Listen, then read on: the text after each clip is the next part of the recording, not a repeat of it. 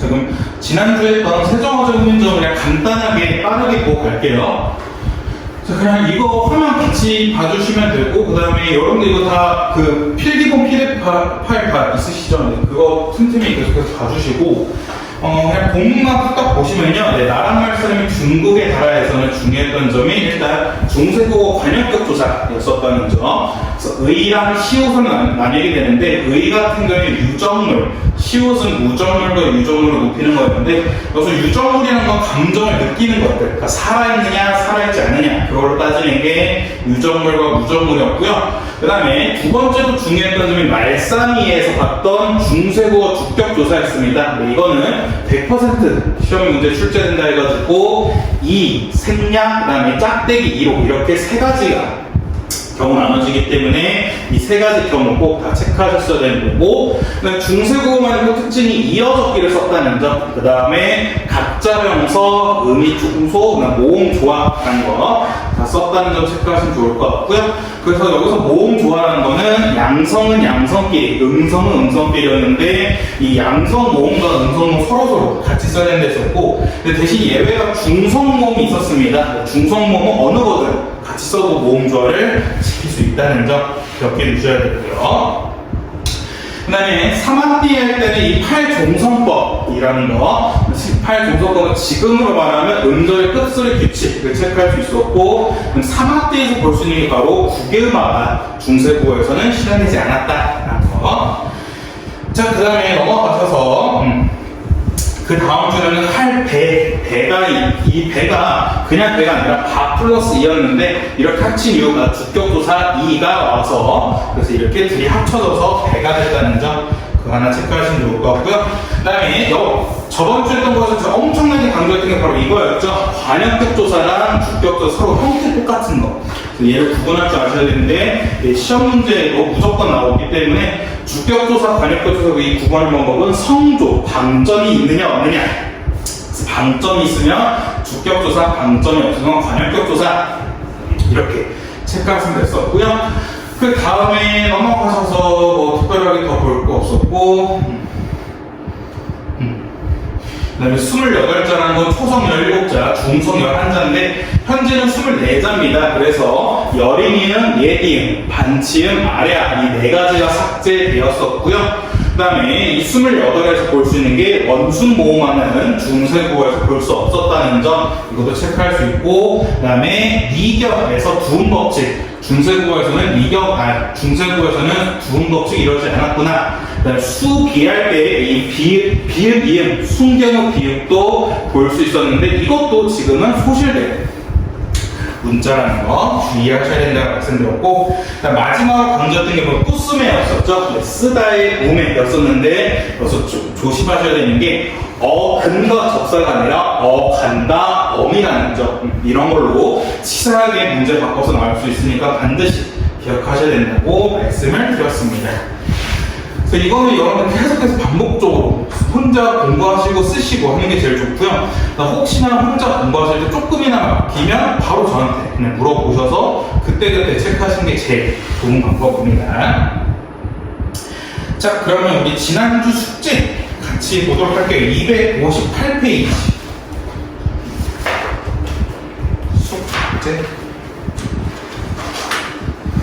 숙제에 대해서 그렇게 크게 어려운 점이 없었는데,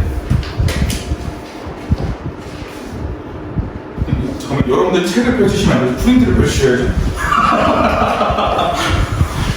네, 여러분들 프린트에 아마 숙제를 하셨으니까.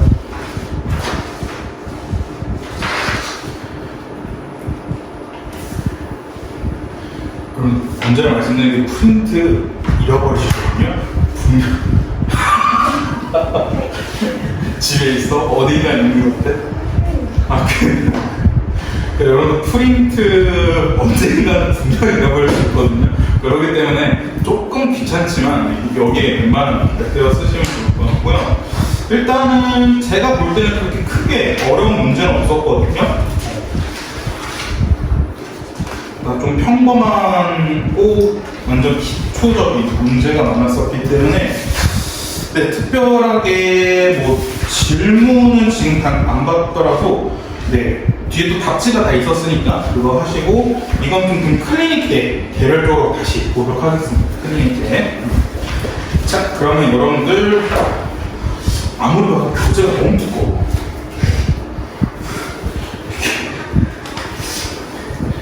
이게 아닌 것 같아요. 교재가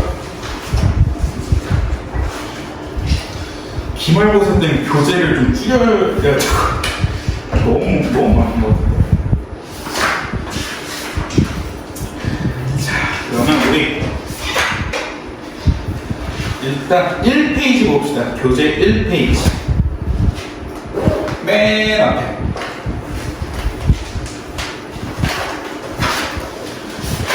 맨 앞에를 보도록 합시다. 자, 1페이지 보시면요. 일단 가시리는 작품 분석을 먼저 하고 개념 정리를 보기보다는 개념 정리 먼저 보고 가도록 할게요. 왜냐면 그래도 우리가 여름방학 때 가시리를 한번 봤었기 때문에 여러분 머릿속에 어느 정도는 가시리가 있을 거라 생각하고 한번 같이 보도록 하면, 자, 가시리의 갈래와 특징들이 나와 있는데, 갈래는 고려 가요였었고요. 제재라는 거는 이제 인과의 이별에, 그러니까 제재라는 거는 그 글을 쓰는 하나의 대상? 이렇게 생각하시면 되는데, 그러니까 이 글을 쓴 사람, 가시리를 글을 쓴 사람은 인과의 이별을 대상으로 글을 썼다는 거고, 민요적, 애상적, 서정적이 있는데, 민요적이라는 건 백성들이 부르는 노래였었고요. 애상적이라는 건 살짝 이별하고 나서 그리워하는 느낌입니다.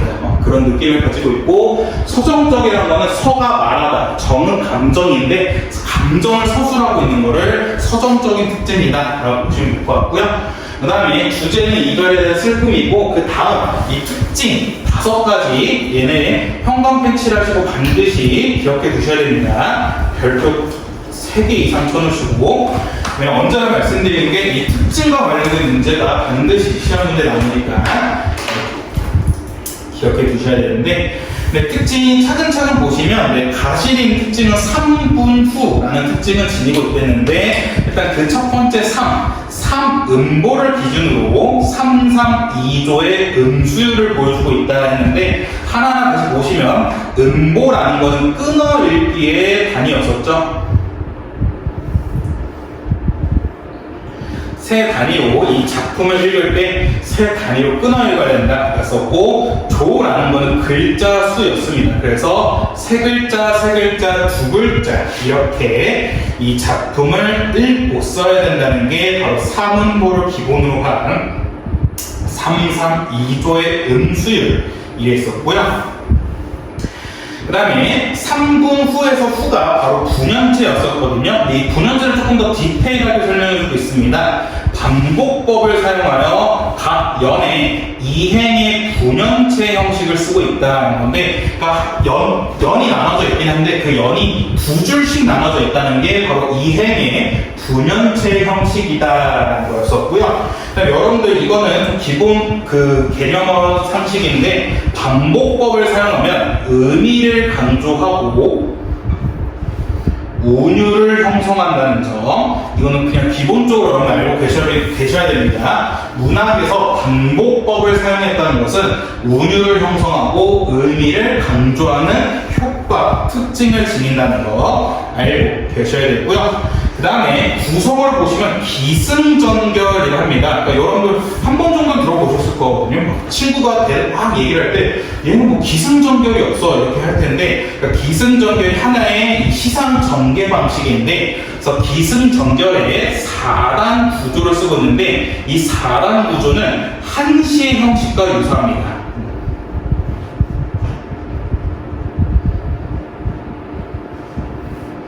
한시라는 건 뭐냐면, 한시가 한문으로 쓰여진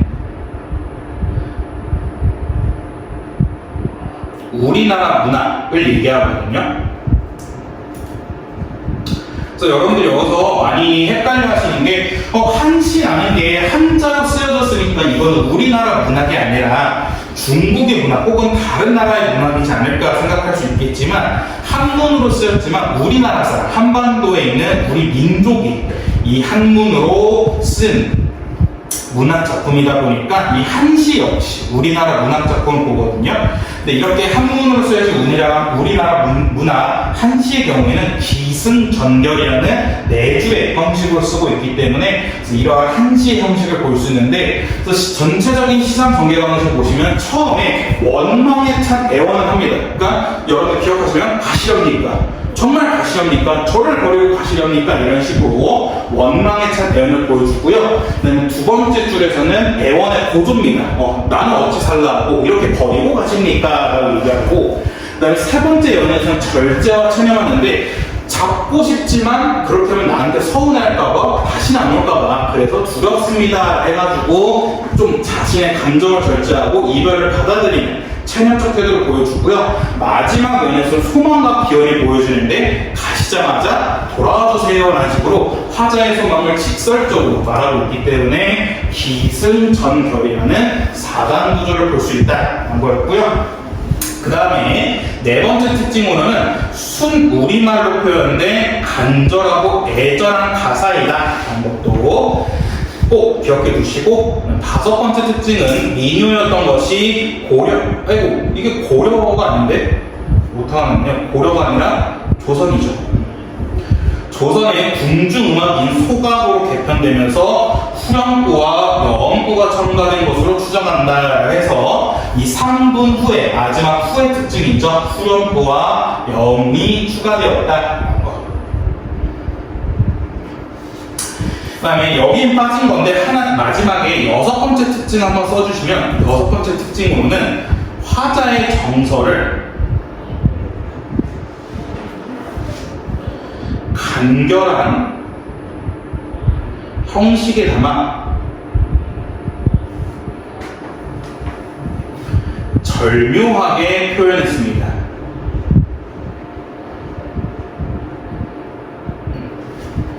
그러니까 조금 말이 생소할 수 있는데, 화자의 정서를 간결한 형식에 담아 절묘하게 표현하고 있다라고 얘기하고 있는데, 그냥 간결하긴 하죠. 왜냐하면 2줄짜리가 총 4세트 나왔기 때문에 8줄에 한해서 간결한 형식을 보여주고요. 절묘하다는 게 무슨 말이냐면 그냥 쉽게 말해서 적절하다라고 생각하시면 편하거든요. 그래서 너무 과하지도 않고 혹은 너무 모자라지도 않게 그냥 딱 적절하게 잘 표현했다, 이 말이 절묘하게 표현했다는 뜻이기 때문에 그래서 여러분들 이거 하나 체크해 주시면 좋을 것 같습니다. 그래서 이 가시리에서는 이런 특징이 반드시 시험 문제 나오니까 이 6가지 특징들을 반드시 기억하고 계시면 좋을 것 같고요. 그 다음 이제 구성과 내용에서 좀 더 디테일하게 설명하고 있는데, 첫 번째 연 기에서는 뭐라 하냐면 떠나는 임에 대한 원망과 애원이 등장하고요. 이 원망과 애원은 플러스로 탄식도 등장하고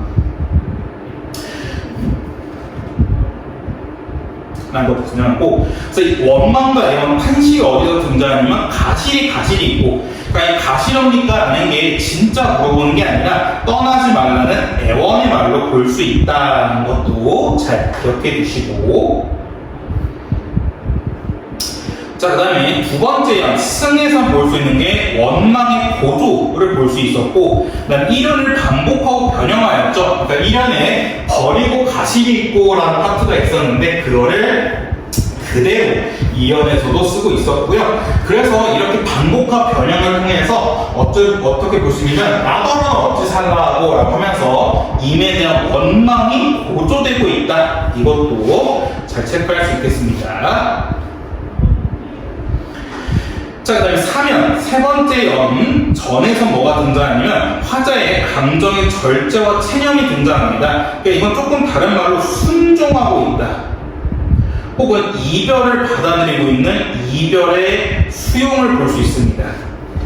그러니까 잡고 싶지만 당신이 저한테 서운해서 다시는 안 올까봐 두렵습니다 라고 얘기하면서 좀 자신의 감정을 절제하고, 왜냐면 위에서까지는 엄청 고조가 됐거든요. 아니 나보고 어찌 살라고 하면서 막 감정이 고조됐는데, 3면에서는 잡고 싶지만 다시는 안 돌아가고 두렵다는 식으로 절제하는 태도와 체념, 순종하는 모습 보여주고요. 그다음 플러스로 잡지 못하는 임을 보내는 이유를 드러내면서 이별을 수용하고 있는 모습을 보여주고 있다는 거 마지막 4연에서는 임가의 재회 소망을 드러내면서 형광펜, 서론님, 보내온나니 여기 파트 이거 엄청 강조했어서 제가 왜냐면 서론님 할 때 이 서론을 주체를 임으로 볼 수 있느냐 혹은 화자, 나로 볼 수 있느냐에 따라서 의미가 달라지는 중의적 해석, 중의적 표현이 가능하다 보니까 이 서론님, 보내온나니 같은 경우에는 반드시 기억하고 계셔야 되고요. 보통 여러분 학교 시험에서 한 파트가 서술형이 꼭 하나씩 나오거든요. 그래서 가실에서 서술형은 첫 번째 나올 수 있는 게 바로 이 서론님에 대한 설명이다 보니까 이거 잘 기억하고 계셔야 됩니다. 자, 그 다음에 핵심 요소 보시면 여기 가실에 나타난 한국 문학의 특성 해가지고 얘도 형광펜 칠하시고 기억하고 계셔야 되는데, 그러니까 이 가시에서 볼 수 있는 우리나라 한국 문학의 전통 문학의 특성이 뭐냐, 특징이 뭐냐라는 건데 바로 이별의 정학, 한의 정서를 직설적으로 표출하고 있다. 그다음 무엇보다 우리나라 음보는 보통 3음보 아니면 4음보거든요. 그런 것 중에 3음보의 율격을 보여주고 있기 때문에 두 가지 동시에 볼 수 있고요. 그다음에 여러분 학교 학습 활동에 나와 있는데, 그러니까 왜 우리나라의 그 대표적인 정서가 한의 정서냐면요, 아리랑이라는 노래 때문에 그래요. 아리랑이라는 노래가 대표적으로 이별하는 이맥, 좀 이 한의 정서를 보여주는 건데, 그게 우리나라 대표적인 노래라 생각하고, 우리나라 노래들 다 보시면요, 다 이별을 얘기하고 있어요. 막 가지 마세요, 왜 이별 전 떠납니까, 이런 식의 노래가 나오다 보니까, 그래서 우리나라의 대표적인 한의 정서 역시 가시에서 볼 수 있고, 그 밑에 고려가의 특징, 이것도 형광펜 칠하시고 반드시 기억하고 계셔야 됩니다. 분연체, 후렴구 사용, 그 밑에 3음보 3, 3, 2조의 음수율까지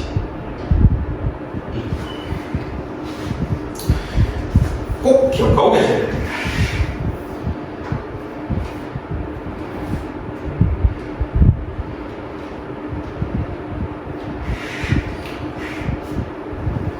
그 다음 이거 하나 빼먹었는데 죄송합니다. 여기 구성의 사면에 그 이별을 순종하고 이별을 받아들인 모습에서 뭘 볼 수 있냐면요, 이게 전통적인 여인의 모습이다라는 것도,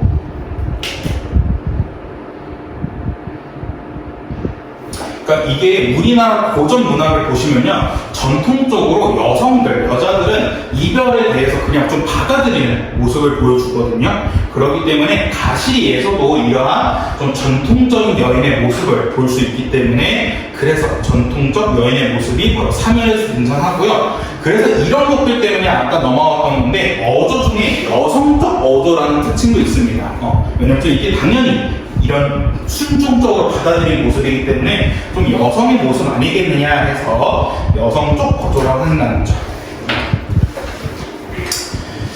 자, 그 다음에 넘어가셔서 쭉 가신 다음에 14페이지 한번 보고 갈게요. 14페이지.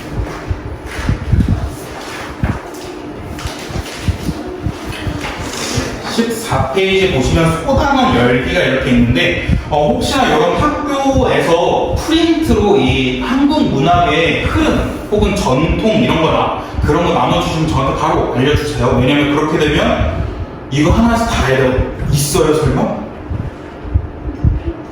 근데 프린트가 근데 그 혹시 이 내용이야? 한국 문학의 흐름이야? 이거면 여러분들 외울 게 더 생겼습니다. 이거는 여러분들 어쩔 수 없이 좀 외우셔야 되는데, 간단하게 보시면요, 그러니까 이게 그냥 우리나라 그 시대별로 다 흐름이 달라진다는 건데, 근데 이거는 여러분들 한국사를 알고 계시면 좀 더 편해요. 네, 한국사를 좀 알고 계시면 편한데, 근데 이거는 여러분들 좀 문학은 어쩔 수 없이 한국사랑 관련이 있을 수밖에 없기 때문에 좀 알고 계시면 좋은데, 일단 고조선을 건국으로 기점으로 해서 고대 가요라는 게 생겼습니다. 근데 고대 가요는 보통 좀 집단적이고 주술적인 모습도 보여줬는데, 근데 이 전까지, 이 전까지, 고조선 전까지는 좀 집단적이고 주술적인 모습을 보여줬고요. 여기 고대 가요부터 개인적이고 서정적인 모습을 많이 보여줬습니다. 그러니까 이게 무슨 말이냐면 옛날 고조선 건국하기 전까지는 우리 한국의 역사가 아니라 그냥 세계적인 역사를 보더라도 그냥 인류가 그냥 지나가다가 어디에 정착하는 게 아니라 그냥 어디 가다가 야 여기 강가 있고 여기 나무가 있네. 근데 나무 밭에 열매가 맺혀 있어. 그럼 열매 따먹어서 먹거나 아니면 강가에서 물고기를 잡아서 먹다가 근데 이제 여기 있는 열매 나무에 있는 그 열매가 다 먹었으면 그냥 딴 데 이동하면 됐던 거거든요. 그랬기 때문에 옛날 사람들 같은 경우에는 이때 당시에 먹고 사는 게 제일 중요했어요. 당장 먹고 사는 게 중요했고, 그 다음에 여러분들 아마 한국사 보시면 동굴 벽화일 때 그림 그리는 거였거든요. 근데 동굴 벽화 보면 동굴 벽에 곰이나 어떤 엄청 큰 동물 그림 그려져 있는데 그 그림 자세히 보시면 그 동물의 그 곰의 머리나 혹은 심장 아니면 다리 쪽에 엄청 상처가 많거든요. 그 이유가 뭐냐면 사람들이 이 그림을 그려놓고 이걸로 사냥 연습한 거야. 실제 곰을 만나게 되면 야 여길 찔러야 돼, 빡! 혹은 다리를 찔러야 돼, 이런 식으로 막 연습을 했던 거거든요. 그러고 나서 옆에는 이 곰을 잡은 모습의 그림이 그려져 있는데 이제 사람들이 이제 그 곰 사냥 전에 다 기원했던 거죠. 내일 사냥 나가서 꼭 사냥 성공했으면 좋겠습니다 하면서 이 그림을 보면서 성공한 그림 보면서 내일 미래일 거야 라는 식으로 모두가 하나의 이제 먹고 사는 문제가 중요했기 때문에 집단적이고 주술적인 모습이 나타냈던 거고요. 근데 이제 고조선이 건국되고 나서 사람들이 정착하기 시작한 겁니다. 정착하기 시작했더니 사람들이 농사 짓고 하다 보니까 이제 먹을 게 걱정이 없는 거예요. 그럼 당장 이제 먹고 사는 문제가 해결됐다 보니까 이제 그 뒤로부터 좀 더 개인적이고 서정적인 모습 보여줬는데, 그러니까 이게 여러분 공감 안 가시는데 딱 공감할 수 있는 파트가 바로 재수학원이에요. 재수학원 딱 가시면 재수학원 때 보통 재수학원이 정말 빠르면 11월 말에 개강하거든요. 수능 끝나자마자 개강을 해요. 좀 잔인하죠. 수능 끝나자마자 이제 다 느끼는 거야. 이건 끝났다 하고 그냥 다 재수학원 가서 11월 말이나 아니면 12월 달부터 개강하는데, 그럼 그때부터 애들이 미친 듯이 공부해요. 미친 공부하다가 6월 목평을 딱 보면 거의 반년 이상을 계속해서 수능만 했기 때문에 6월 목평 때 대부분 시험을 잘 보거든요. 시험 잘 보니까 이제 집에 가서 떵떵거리는 거야. 나 잘 봤어 하면서. 그래서 이제 그 전까지 학원 가자마자 바로 핸드폰을 내거나 아니면 핸드폰이 필요 없다 해가지고 핸드폰을 이제 다 집에 두고 다녔는데, 이제 그러고 나서 학원에 핸드폰을 들고 가는 겁니다. 들고 갔고 핸드폰 안 내. 그래서 딴짓 시작하는 겁니다. 딴짓 시작하면서 얘가 뭔 짓을 하냐면, 이 전까지 6월 목평 전까지는 당장 6월 목평이 중요했기 때문에 공부만 했거든요. 근데 6월 목평 성적 잘 나왔으니까 옆에 친구들을 봐. 친구를 봤더니 저 남자애 괜찮네? 저 여자애 괜찮네 하면서 슬슬 이성의 감정이 싹 들어요.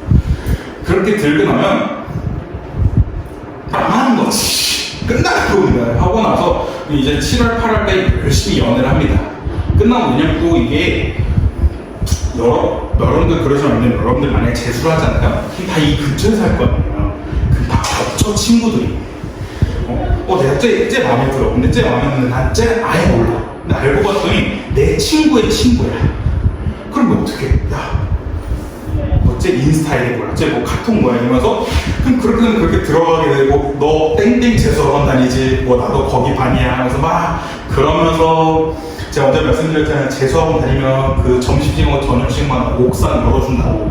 옥상 이빨 닦으면서 막 하는데 이제 그때 바로 슬쩍 야 음료수 마실래? 하면서 음료수 마시러 가고, 그렇게 해서 공부를 더럽게 안 해요. 그러다가 9월 목평을 망치죠. 9월 목평 망쳐서 부랴부랴 이제 9월 목평 정신 차려서 수능까지 보게 됐는데 딱 이 모습입니다. 이 전까지는 당장 먹고 사는 게 중요했기 때문에 주변이 안 보였는데, 이제 이 해결됐더니 이제 얘도 옆집 여자 혹은 옆집 남자애가 이뻐 보여. 괜찮아 보여. 그러면서 이제 좀 더 서정적이고 개인적인 모습이 드러나는 게 바로 고대 가요의 특징이고요. 그래서 공무도화가, 구지가, 황조가, 정읍사라는 노래가 있는데, 공무도화가 그겁니다. 이제 공이 뭐냐면 임. 공이 하나 치시면 공이 임. 무가 없을 무거든요. 근데 보통 없을 무가 동사랑 합치면 하지 말라는 뜻이가 돼요. 도하는 물을 건너다거든요. 그래서 이 공무도화가 이마 그 물을 건너지 마시오라는 노래. 그래서 이것도 이별과 관련된 노래고요. 구지가 같은 경우는 그겁니다. 그 여러분들 한국사에 가야 중국설화랑 관련된 게 바로 구지가 황조가는 그 고구려 유리화가 관련된 설화고요. 정읍사는 망부석 설화 해가지고 그 시장에 나간 남편을 기다리다가 돌이 된 아내 이야기가 바로 정읍사. 그래서 이렇게 다 이별과 관련된 좀 개인적이고 서정적인 모습을 보여주다가 이제 삼국시대가 지나서 신라시대 들어오면서 향가가 엄청나게 펼쳐집니다. 신라시대 때 대표는 향가인데 향가의 노래는 서동요, 처연가, 제망매가, 창기파한가, 안민가라는 노래가 있고요. 이것도 다 대부분 이별과 관련된 얘기고요. 네, 우리가 배우는 고려가에 등장했다가 이제 조선 때 시조와 가사가 나오기 시작하고요. 그러면서 이제 현대부터 이제 현대시가 생겼기 때문에 이렇게 우선적으로 이렇게 알고 계시면 좋을 것 같고, 나중에 혹시나 여러분들 한국 문학의 흐름이라 해가지고 학교에서 프린트를 따로 해주셔가지고 이걸 주시면 그때 이걸 같이 보고요. 지금 당장 그냥 이 전까지는 좀 집단적이고 주술적인 모습을 보여줬다면 이 고대 가요부터 좀 개인적이고 서정적인 모습을 보여줬구나 생각하시면 좋을 것 같고, 그 밑에 이제 한국 문학의 흐름이라 나와 있어서 고대 가요와 향가에 대한 내용이 나와 있는데, 고대 가요는 고대 부족국가 시대에서부터 삼국시대 초기까지 향가 성립 이전에 불린 노래를 통틀어하는 말이고요.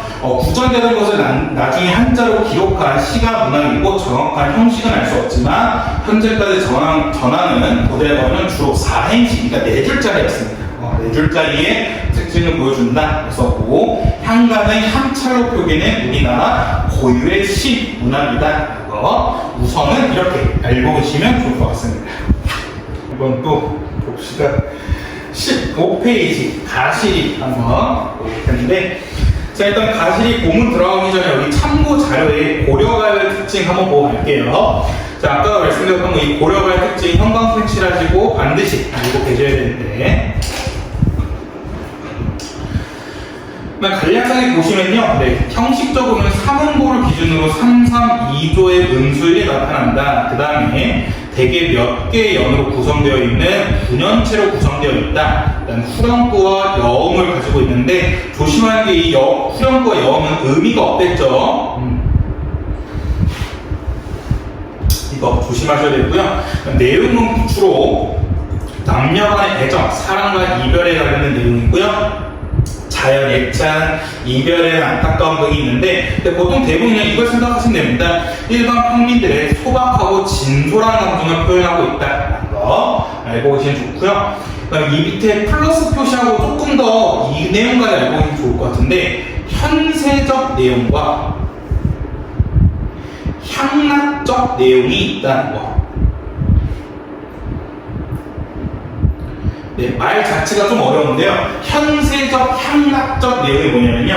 현세적이란 말이 이 속세에 있을 법한 내용이거든요. 그러니까 우리가 이렇게 사랑과 이별은 속세에서만 겪는 거지 속세를 벗어난 자연에서 얘기를 하진 않잖아요. 그렇기 때문에 이러한 속세와 관련된 사랑과 이별과 관련된 내용이 현세적이고요. 향락적이란 말이 뭐냐면 그냥 즐기는 거거든요. 즐기는 건데 당연히 사랑을 즐겨야죠. 그렇기 때문에 그런 사랑과 이별 관련된 내용도 현세적, 향락적 내용이다. 그래서 이거를 조금 어려운 말로 하면 현세적, 향락적 내용이라 나올 수 있으니까 얘도 같이 기억해 두고 계시면 좋을 것 같고, 마지막 여기 위에 이거 하나 쓰면 좋을 것 같은데, 고려 가요 같은 경우에는 훈민정 창제 이후 창제 이후 그제서야 문자로 기록이 됐습니다. 그러니까 같이 기억하고 계시는 게, 이 전까지 고려 가요는 따로 글자로 쓰여진 게 아니라 입에서 입으로 전승되는 구비 전승되었거든요. 구비라는 게 입에서 입으로인데, 그러니까 누가 한 명이 이렇게 노래를 부르면 다른 사람이 똑같이 노래를 부르면서 서로 전달하는 거였는데, 훈민정 창제 이후에는 고려 가요가 문자 한글로 기록이 되었다는 거 같이 기억하고 계시면 좋을 것 같습니다. 자, 그러면 바로 본문 봅시다. 우리 이 가시리 많이 봤으니까 기억하고 계실 테니까 따라 보시면, 자, 우선 제목 가실이부터 보시면 이 제목 가실이라는 것 자체가 그거였죠. 가실이 있고의 축약형 생략이었는데, 이것도 좀 조심하는 게 어미 있고가 생략된 겁니다.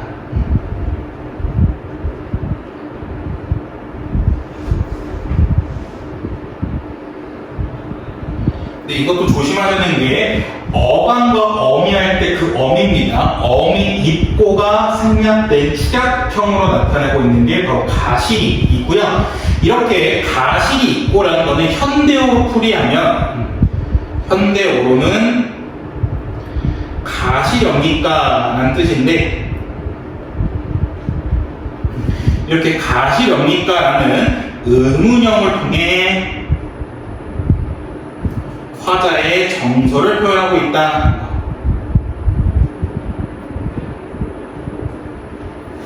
이것도 같이 꼭 기억해 두세요.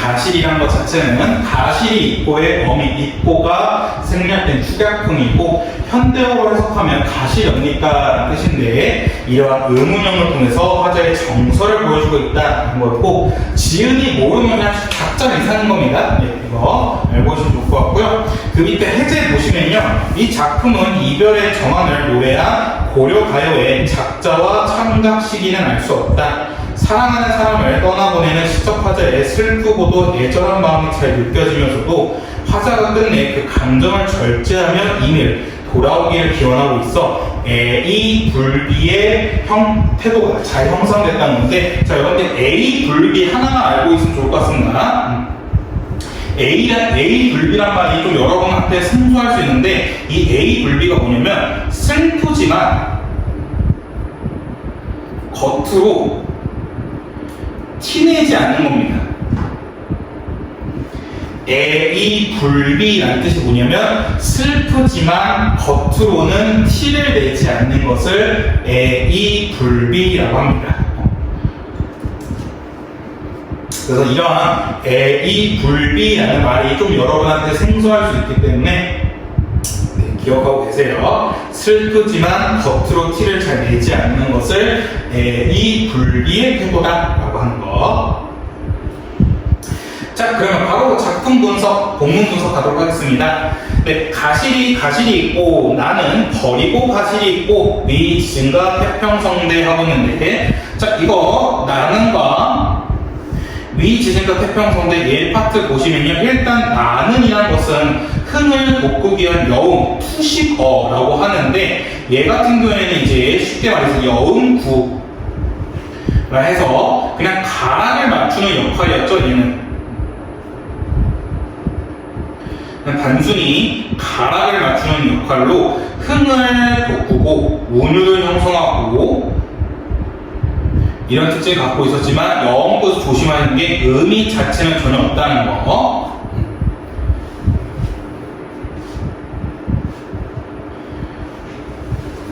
그래서 나는이란 것은 흥을 돋구기 위한 여음, 투식어, 여음구라 하는데, 이건 단순히 그냥 가락, 운율을 맞추기 위한 역할로 운율을 형성하고 흥을 돋구는 역할만 하지 의미 자체는 전혀 없다는 점 같이 알고 계시고요. 그 다음에 위 지진과 태평성대도 후렴구, 조흥구, 여음구라고 하는데, 얘도 나라가 태평하고 융성한 시대라는 뜻을 가지고 있는데, 그러니까 이거 여러분들 조금만 조심하면 좋은 게 뭐냐면, 여음구 자체는 의미가 없거든요. 근데 위 지진과 태평성대라는 것 자체는 태평성대가 되었으면 좋겠다라는 뜻은 갖고 있어요. 근데 뜻은 갖고 있는데 조심하셔야 하는 게, 이별의 분위기와 어울리지 않는 식으로서 얘는 작품의 내용과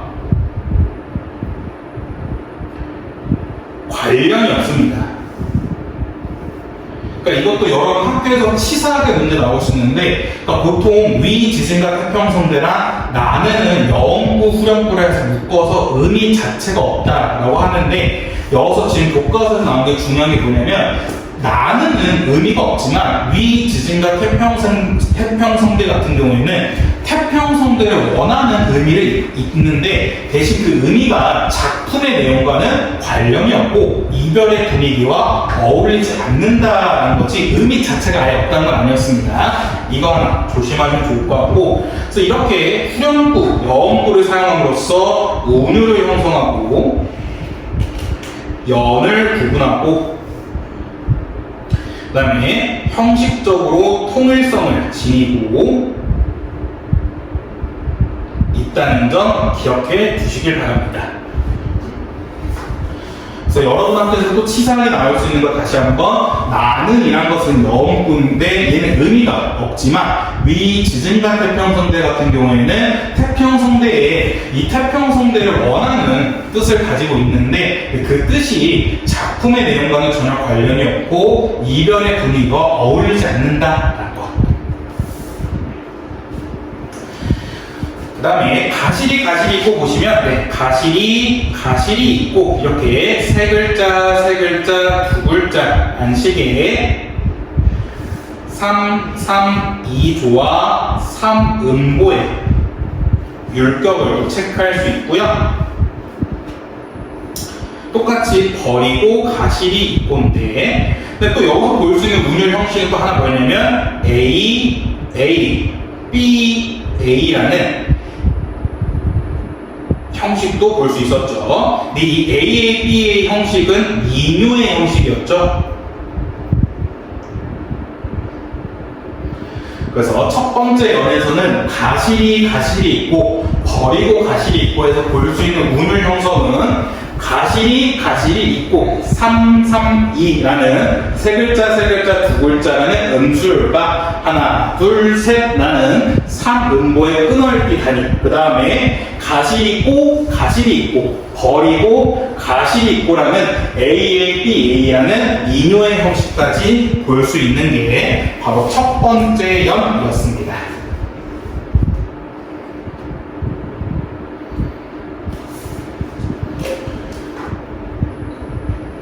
괜찮나요? 그 옆에 여기 또 하나 쓰시면요, 이게 좀 칸이 좁아서 문제인데, 가실이 있고를 반복하거든요.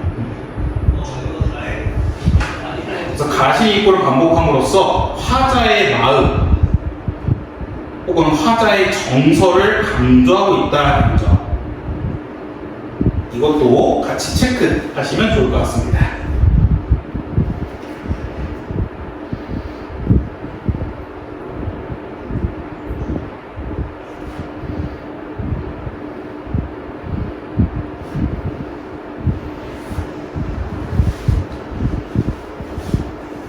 그 다음에 아까 말씀드렸던 것처럼 이렇게 이 행의 분연체까지 볼 수 있다는 거.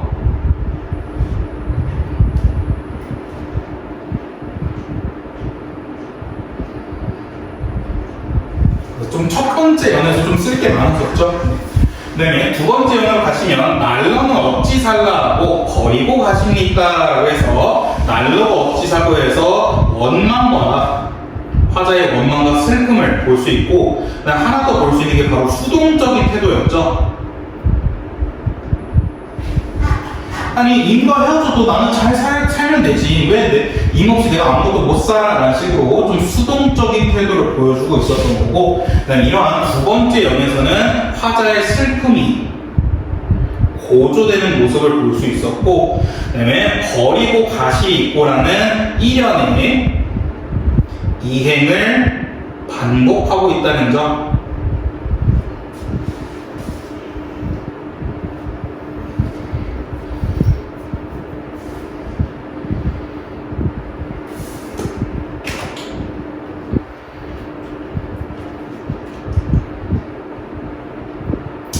자, 그 다음에 세 번째 원으로 보시면 잡사와 두려움이 많은, 그러니까 잡아두고 싶지만 선하면, 서운해하면, 그러니까 마음이 상하면, 나한테 실망하면 아니올쉐라라고 얘기하고 있고요. 이 아니올쉐라가 바로 화자가 임을 보내는 이유로서 임을 보내면 아쉬움을 절제하면서 표현하고 있다는 점도 꼭 볼 수 있었고, 그래서 세 번째 원에서 볼 수 있는 게 바로 화자의 소극적이고 순종적인 태도였죠.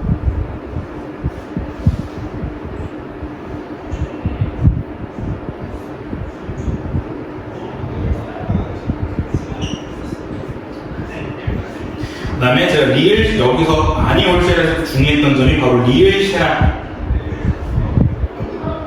리을쉐라는 것은 뭐뭐 할까 두렵다 라는 뜻이었다는 거 같이 꼭 기억해 두시고, 그다음에 여러분 또 이거 헷갈리시면 안 됩니다. 잡사와 두려움이 많은, 여기 많아는 했는데 이때 이 나는 영어가 아니에요. 얘는 마지막 사연 형광펜 서른님. 네, 이거는 엄청 강조했기 때문에 꼭 알고 계셔야죠. 네, 이 서른님 같은 경우에는 중의적 해석이 가능했는데, 중의적 해석이 어떻게 가능했느냐? 첫 번째, 이 서러워하는 것을 주체가 만약 임으로 해석할 경우에는 나와의 이별을 서러워하는 임으로 볼 수 있었고, 그 다음에 주체를 임이 아닌 화자, 나로 본다면 임을 보내며 서러워하는 나로 해석할 수 있는 거였죠. 그래서 이 중의적 해석 가능하다는 점, 서로님은 주체를 임 혹은 화자 나 둘 중에 어느 거로 보느냐에 따라서 의미가 달라지기 때문에 반드시 기억하고 오셔야 되고, 이 서로님 같은 경우에는 충분히 서술형으로 나올 수 있으니까 반드시 기억하고 오셔야 됩니다.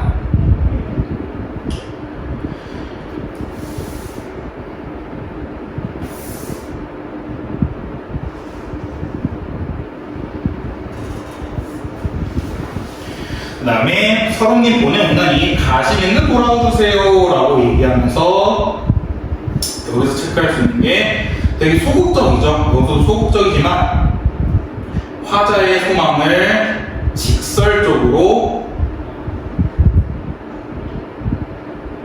표현하고 있다는 점. 그러니까 여기서 간절하게 임의 귀환을 바라겠다, 기다리겠다는 거지, 조심하는 게 문제 많이 나왔던 게 여기서 화자는 임의 귀환, 임이 돌아오는 것을 확신하고 있다, 이건 아니었습니다. 재배를 뭐 확신한다 이런 건 전혀 말이 안 됐고요. 그 다음에 가시는 듯 할 때 이 듯 같은 경우에도 뭐뭐 하자마자 곧 이란 뜻이었죠.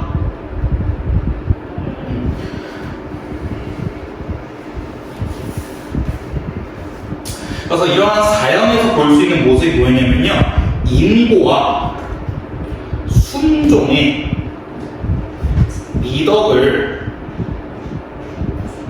간직한 전통적 여인의 모습을 체크할 수 있었던 게 바로 맨 마지막 사연이 있습니다. 인고라는 건 뭐냐면 되게 슬픔과 고뇌 이런 것들인데, 그런 것들을 다 견뎌내는 게 인고거든요.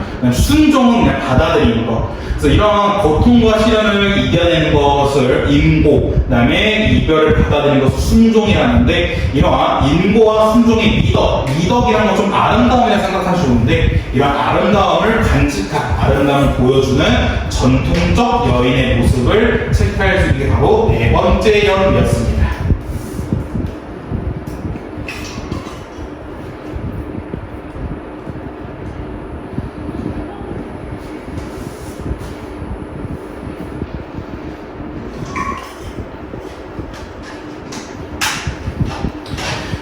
그 다음에 우리 아까 말씀드렸던 것처럼 이 가시에는 기승전결의 4반 구성을 보여준다는데, 이거 하나 체크하시면요, 1연은 기 부분의 시작 부분이고요.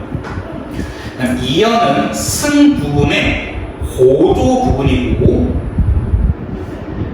사면은 전 부분의 전환이고요. 마지막 사연은 기승전결이라는 마지막 부분의 종결 파트입니다. 여기서 하나만 좀 조심하시는 게 좋은 게 뭐냐면, 사면에서 전환이 됐었거든요. 이 전환이 뭐 어떻게 일어나는 거냐면, 이 전까지는 계속해서 원망하고 막 가지 마세요 애원하는 모습 보여줬다면, 사면에서 이걸 깔끔하게 다 포기하거든요. 이걸 다 받아들이기 때문에 화자의 모습이 좀 더 변화한 전환의 모습을 보여주고 있다는 거 체크하시면 좋을 것 같고, 그 옆에 본문 이해의 시적 화자의 태도 하나 보시면요, 떠난 임에 대해 원망과 안타까움을 드러내면서 임을 적극 만류하지 못하고 자신의 슬픔을 안으로 다독이면서 이미 오기를 소망하고 있는데, 그런 모습이 마치 소극적이고 자기 희생적이고, 마지막 여기 하나만 추가하자면 순종적인 태도까지 보여준다는 점. 그래서 임에 대한 시적 화자의 태도는 소극적, 자기 희생적, 그 다음에 순종적인데, 조금 헷갈릴 수 있는 게 자기 희생적이거든요. 자기 희생은 했나 할 수 있는데, 그냥 자신의 슬픔을 꾹꾹 눌러 참고 있는 것 A 불비의 모습을 보여주고 있기 때문에 자기 희생적인 모습으로 체크할 수 있고, 그냥 가시리의 사문도의 율격은 이렇게 하나, 둘, 셋 찢어서 볼 수 있다라는 거. 그래서 맨 마지막 제재 대강 보시면요, 특징은 계속해서 반복적으로 봤으니까 빠르게 넘어가시면, 여기 심리적 변화만 체크할게요. 화자의 심리적인 변화가 등장하는데, 처음에는 임을 원망하다가 좌절하다가 결국에는 체념하고요, 맨 마지막 임이 돌아오기를 기원하는 모습을 보여주고요. 가끔씩 이것도 시험에 나올 수 있는데, 왜 여성적 화자를 썼느냐 거거든요. 여성적 화자를 쓴 이유가 애절하고 좀 복합적인 감정을 효과적으로 보여줄 수 있기 때문에 여성적 화자로 썼다는 점. 그러니까 이거를 좀 현대, 지금의 시각에서 바라보기보다는 좀 이때 당시 조선과 고려시대 때 그 모습을 보셔야 되는데, 그러니까 좀 옛날 사극 같은 데 보시면 남자는 되게 무덤덤하잖아요. 남자 캐릭터인데 무덤덤하게 좀 이겨내는 모습 보여주고, 여성 캐릭터는 조금 이거를 좀 감정을 솔직하게 드러내는 모습 보여주는데, 그래서 이러한 여성적 화자를 씀으로써 애절하고 복합적인 감정을 효과적으로 보여주기 위해서 여성적 화자를 썼다는 점 한 번만 체크하시면 좋을 것 같습니다.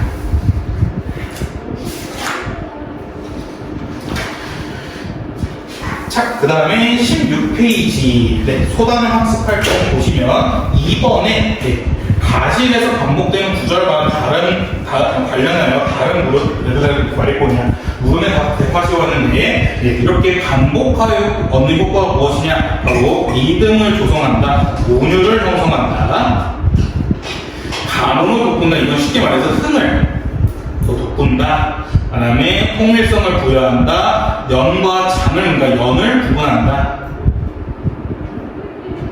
그런 거 체크할 수 있고요. 그다음 3번에 이거 형광펜치라서 한번 알아두시면 좋을 것 같은데, 후렴구에 태평성대가 나타난 까닭이 무엇인지를 생각해보자라는 건데,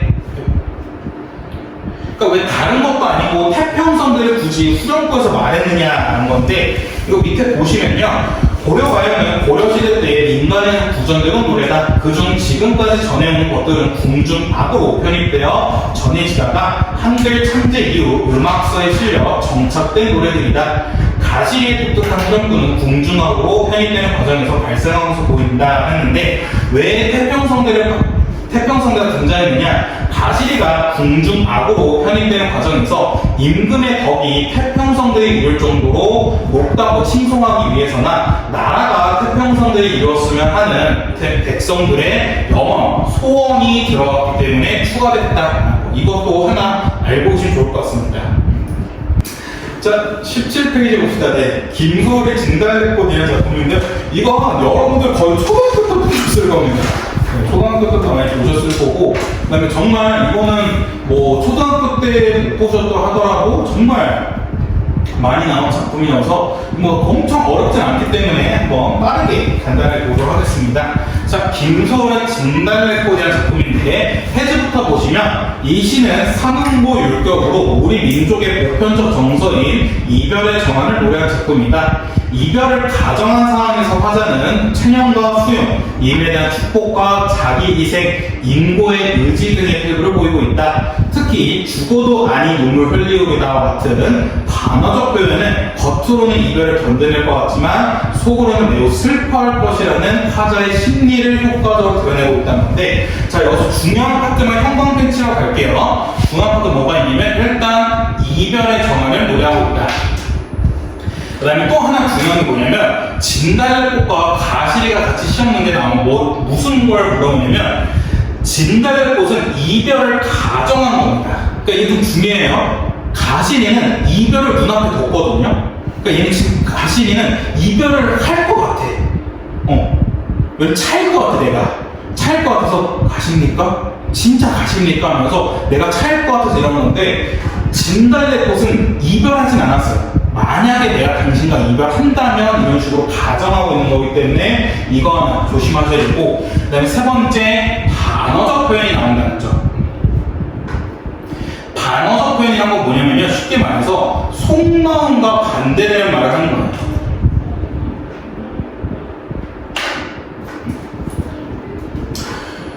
그러니까 이게 단어적 표현이 여러분들 많이 헷갈리는 게 역설법이랑 많이 헷갈리거든요. 역설법은 모순돼서 말이 아예 안 되는 거고요. 반어적 표현은 속마음과 반대되는 건데, 그러니까 반어법은 말은 돼요. 그러니까 예를 들어 그렇죠. 얘들아 우리 지금 7시인데 차라리 10시까지 하자 한 거야 내가. 10시까지 해서 얘들아 너네 1등급 받아야지 열심히 해야지. 근데 너네가 다 맞아요 너무 좋아요. 이건 너네 진짜 속마음이 아니야. 속마음이 아니잖아. 진짜 좋아요. 이건 말은 되잖아. 근데 너네들의 속마음과 반대되는 표현이기 때문에 이게 반어적 표현. 오케이? 진짜 10시까지 맞춰야 하거든요. 저는 청개구리 습성이 있기 때문에 되게 하지 말하면 더 하고 싶어. 저 그래서 이거 수단이 좀 그래서 집에서 절대 공부는 안 했거든요. 집에서도 제가 공부 안 하고 있으면 부모님이 절대 터치 안 했던 게 뭐냐면, 그러니까 난 그 말이 너무 싫었어. 딱 집에서 열심히 공부하다가 너네도 그럴 때 있잖아. 공부하다 잠깐 쉴 때. 와 너무 힘들다. 와 국어 200문제 풀었어. 와 개 힘들어. 딱 핸드폰을 딱 켰는데 그때 부모님 딱 문 열어. 하고 차라리 뭐라고 갔는데 하고 문 닫고 가죠. 그럼 이제 난 무슨 생각 드냐면 진짜 공부 안 하는 게 뭔지 보여준다 라는 생각으로 공부를 아예 안 합니다. 저는. 그래서 제가 빵점을 받아와요. 전 진짜 일부러 빵점을 받아왔어요. 그래서 진짜 공부 안 하는 게 뭔지 보여준다. 왜냐면 딱 문이 열었는데 딱 그때도 그래서 딱 문이 열었는데 그때는 이제 제가 여러분들 모르겠는데 다마코치라고 있어요. 막 캐릭터 키우는 게 있는데 잠깐 애 밥 주려고 켰어. 켰는데 붕딱 문 열고 공부 안 하니? 그거 딱 그러시는 거죠. 진짜 오케이 공부 안 하는 게 진짜 뭔지 보여주자고 공부를 진짜 안 하고 빵점을 받았어요. 너 왜 그래? 공부 안 하냐고 이제 진짜 공부 안 하는 게 뭔지 보여드리려고 그랬거든요. 부모님이 하고 아신 거죠. 우리 아들이 또라이구나. 그 뒤로 집에서 공부 안 하는 건 절대 뭐라 안 하시고, 무엇보다 아버지 직업 때문에 더 그랬어요. 아버지가 요리사신데 여름 막 이러면 다 사람들 뻔하게 얘기해. 요러면 아버지가 요리 많이 해주시겠다. 전 살면서 우리 아버지 요리 2번 먹어봤습니다. 한 번이 진짜 쫄라서 제발 한 번 해달라 해서 제육덮밥 한번 먹어보고, 그 다음에 아버지가 요리대에 나가신다고 집에 잠깐 이렇게 연습하실 때 있거든요. 그때 산집입니다. 하고 또 아버지가 보통 그 학교에서 급식을 하세요. 학교에서 급식을 하셔서 그냥 난 그래서 우스갯소리 이렇게 얘기해. 남의 집 자식이 우리 아빠 음식 더 많이 먹고. 근데 우리 아버지께서 맨날 그랬던 게 진짜 요리 좀 해주셔야 되나? 우리 아버지 딱 한마디 해서 돈 줘. 이러십니다. 에? 야, 나는 요리를 먹고 살아. 그러면서 딱 하신 말이 집에서는 일하는 게 아니다 하신 거예요. 그래서 아버지가 저한테 똑같이 하셨는 게 집에서는 공부하는 거 아니다. 집은 쉬는 공간이다. 네. 대신 이제 독서실이나 이런 데 가서 공부를 하고 그래서 이제 집에 와서는 절대 안 하죠. 근데 집에서 계속 이러고 있잖아? 이러고 있어도 절대 한마디도 안 하죠. 왜냐면 아시거든. 괜히 한마디 했다가 무슨 일을 터뜨릴지 알기 때문에 저는 되게 청개구리가 되게 심하거든요. 순간 갑자기 왔어. 10시까지, 내가 10시까지면 어쩌려고, 10시까지면 어쩌려고. 어쩔 건데, 너네가. 순간 그 생각이 팍 들어가지고. 왜냐면, 그거잖아요. 10시 이후에 닫아야 되잖아, 학원은. 저 옛날에 말씀드렸잖아요. 그래서 맥도날드 갔다. 맥도날드 24시간 이어서 맥도날드 끌고, 20명 끌고, 자, 따라와. 20명 끌고, 맥도날드 가서 맥플러리 하나 사주고, 해. 2시까지 공부시키다 갔다고. 그러니까 애들이 그때, 저기 강동구 애들은 그때도 알면서, 와, 이 새끼 또라이다. 그래서 그 뒤로 애들이 그 생각하면 가끔씩, 어차피 10시 후에 못 하잖아. 이렇게 해도, 맥도날드 가면 돼. 거기는 맥도날드 바로 코앞이거든요. 맥도날드 가지 뭐. 그러니까 애들이 그 뒤로는 10시 전까지 어떻게 끝낸다 하더라고요.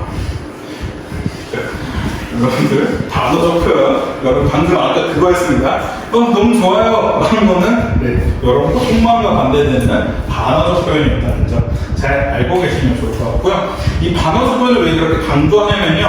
여러분들 지금 1학기 시험부터 보시면 외부 선지가 많이 나오거든요. 외부 선지 나오는데 아마 여러분 학교에서 외부 선지 출제하고 나서 여기서 반어법 찾아라라고 나올 수도 있거든요. 그래서 그거 하나씩만 체크하시면 좋을 것 같습니다.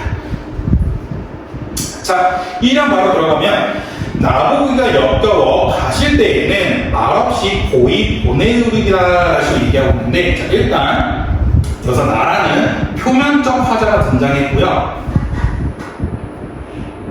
그래서 만약에 당신이 내가 보기 역겨워서 가실 때는, 그러니까 이별할 때는 라고 지금 가정법을 쓰고 해서 이별의 상황을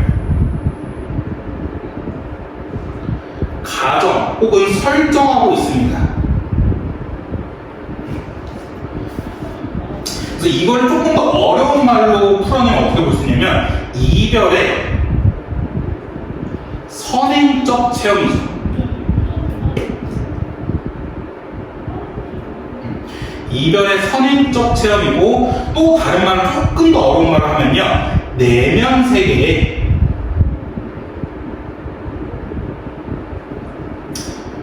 가상적 체험이라 할 수 있겠습니다. 그래서 만약에 당신이 내가 꼴도 보기 싫어서 당신과 이별할 때는 말없이 그냥 고의 보내드리겠다라는 식으로 순종과 체념, 그 다음에 다른 한편으로는 내면의 고통을 강조하는 반어적 표현인 겁니다. 그러니까 이게 실제로 그래, 당신과 이별을, 만약에 네가 나랑 헤어지고 싶으면 나는 바로 헤어질게 라는 게 진짜 그게 헤어진다는 게 아니라 반대로 절대 헤어지지 않을 거야 라는 식으로 내면의 고통을 강조하는 반어적 표현이라는 것까지. 또 하나 보시면 들이 우리다 라는 식으로 옆에도 있겠지만 우리다의 강복으로서 가군, 운유를 형성하고 있고요.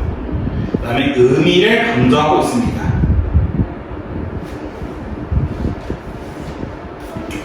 그러니까 여러분들 좀 더 공감하기 쉽게 말씀드리면, 여러분 그 뭐야?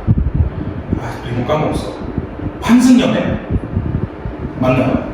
환승연애? 환승세계? 환승연애? 환승연? 환승세계? 환승연애가 더 이해 착각하는데? 환승연애. 그거죠. 이런 뭐 여자친구 남자친구한테 그런 거 하잖아요. 만약에 너 나랑 헤어지고 환승연애 나가자면 나갈 거야? 이게 이겁니다, 지금. 나는 나갈 거야? 미쳤냐 내가? 이게 미쳤냐? 그 왜 나가? 이렇게 하면 순종과 체념이 아닌데, 너가 나가자면 나가야지 라고 얘기하는 게 바로 순종과 체념의 체제죠. 몰라, 저 되게 보수적인 사람이 그런가 환승연애 그걸 왜 하는지 모르겠어. 미친 거 아닌가 싶어. 그러니까 이름 자체가 너무 자극적이지 않아. 환승을 바로 한다는 거잖아. 보셨어요? 환승연애? 안 보셨어요? 보지 마세요. 보지 마시고 혹시나 여러분들이 그 연애 세포를 막 이렇게 뭐라 해야 돼? 자극시키거나 돋구고 싶으면 저는 언제나 추천드리는 게 하트 시그널. 하트 시그널이 합식 전이에요. 하트 시그널 지금 한 10년 넘었을 건데 하트 시그널 2가 있거든요. 추천드립니다. 그거 보시면 진짜 온몸의 연애 세포를 다 느낄 수 있을 거예요. 와! 이랬어. 네, 저도 그런 연애 프로그램 되게 싫어해가지고 안 봤는데 이제 전에 만났던 여자친구가 재밌다는 거야. 같이 보자 해서 봤는데 와 하루 만에 정주행 끝냈습니다. 그게 10화인가 12화까지 있었는데 한 편당 거의 1시간인가 2시간, 1시간 반이거든. 진짜 새벽 내내 봤어. 와 이러면서 이건 봐야 된다. 네, 그래서 여기서 얘기하는 거는 우리 헤어지고 만약에 내가 환승연애 나가자면 나갈래? 응, 나갈게 라고 얘기하는 게 바로 첫 번째 연이고요. 또 여기서도 이제 순종과 체념에서 볼 수 있는 게 바로 전통적인 여인의 모습을 체크할 수 있습니다.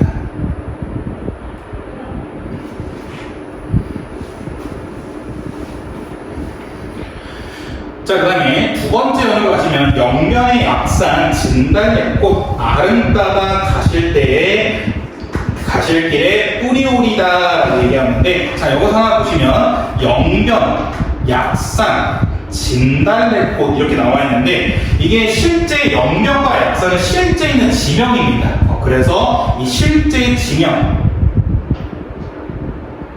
혹은 구체적 지명을 통해서 사실감을 부여하고 있고요. 그 다음에 이 영면과 약산이 농촌이거든요. 농촌이라는 시어를 사용해서 향토감까지 부여하고 있습니다.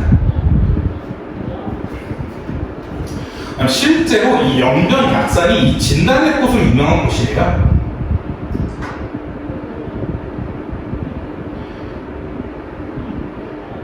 그 다음에 하나만 더 보시면 좋을 게 영면에서 약산, 약산에서 진달래꽃 이렇게 이건 검정색 체크하시면 영면에서 약산, 진달래꽃 이런 식으로 그 범위가 축소되거든요. 그래서 이렇게 범위가 축소되는 방법을 정강법이라는 거예요. 정강법.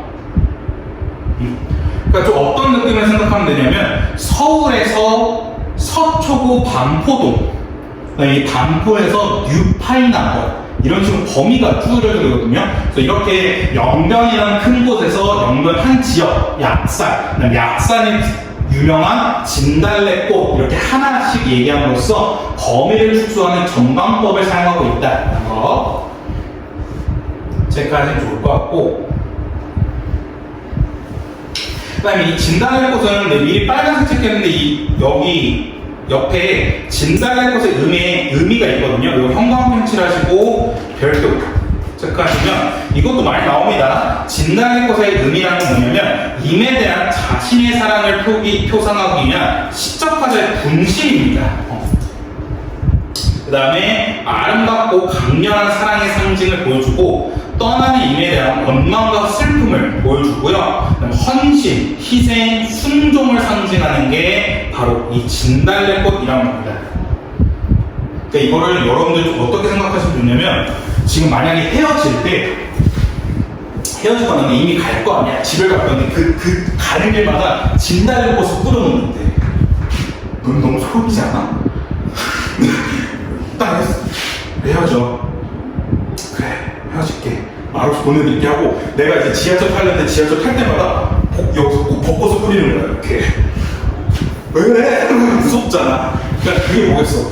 이 꽃 볼 때마다 자기 생각하라는 거잖아. 자기 생각하고 그다음에 내가 어쩔 수 없이 가는 길에 벚꽃이 뿌려지면 이거 밟을 수밖에 없잖아요. 그 밟을 때 무슨 생각들이 있어. 아, 내가 전 여친을 밟고 있어 하면서 내 마음이 더 이럴 거 아니야 하고 이 뿌린 사람은 어디 한번 나 밟고 가봐 이런 느낌이니까 좀 자신의 한과 좀 슬픔, 좀 헌신, 희생 이런 걸 좀 보여주는 겁니다.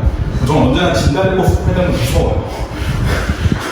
너무 무서워. 이렇게 근데 상상이 되잖아. 이걸 뿌린대 저거. 근데 내가 가고 있는데 뿌리고 있으면 얼마나 무섭겠어. 네, 그거고요. 그다음에 아름다다 가실길에 뿌리오리라 하는데 이 우리가도 계속 반복되고 있고, 그다음에 이 아름다다 가실길에 뿌리오리다 할 때 산화공덕이라 되어 있거든요. 산화공덕이 뭐냐면 부처님이 지나가는 길에 그 꽃을 뿌려서 길을 영화롭게 만드니까 되게 아름답게 만드는 것을 산화공덕이라는데, 이러한 산화공덕의 모습까지 볼 수 있는 게 바로 아름다다 가실길에 뿌리오리다라는 건데, 그러니까 여기서는 그거죠. 이제 가지 마세요라는 것도 있겠지만 만약에 떠나게 된다면 꽃을 뿌려서 당신의 가는 길을 좀 축복해주고 싶다라는 의미도 같이 지니고 있는 겁니다. 여러분 아름따다가 뭐냐면요, 아름이 한 주먹이라 생각하시면 돼요. 그래서 한 주먹 따다가 이렇게 뿌리는 건데, 근데 이 아까 말씀드렸던 것처럼 진달래꽃이 화자의 사랑을 나타내는 거잖아요. 그렇기 때문에 그 사랑을 한 주먹이라는 시각적으로 형상화하고 물량화하고 있는 겁니다. 그러니까 사랑이라는 게 딱 단위로 나뉠 수 있는데, 이 사랑을 한 움큼 따서 뿌리겠습니다 라는 식으로 자신의 사랑을 좀 시각적으로 물량화시키고 있다.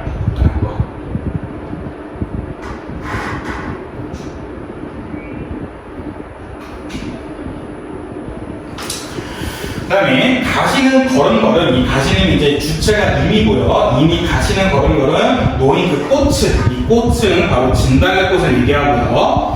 사뿐히 들어갈고 가시옵소서 하는데, 이 사뿐히 들어갈고 가시옵소서 형광 펜칠 하시고, 여기서 많이 볼 수 있는 게 바로 자기 희생의 태도와 숭고한 사랑, 그 다음에 역설적 표현도 체크할 수 있거든요. 자, 이거 여러분들 역설적 표현 좀 알고 계셔야 되는데, 역설적 표현은 모순되는 겁니다.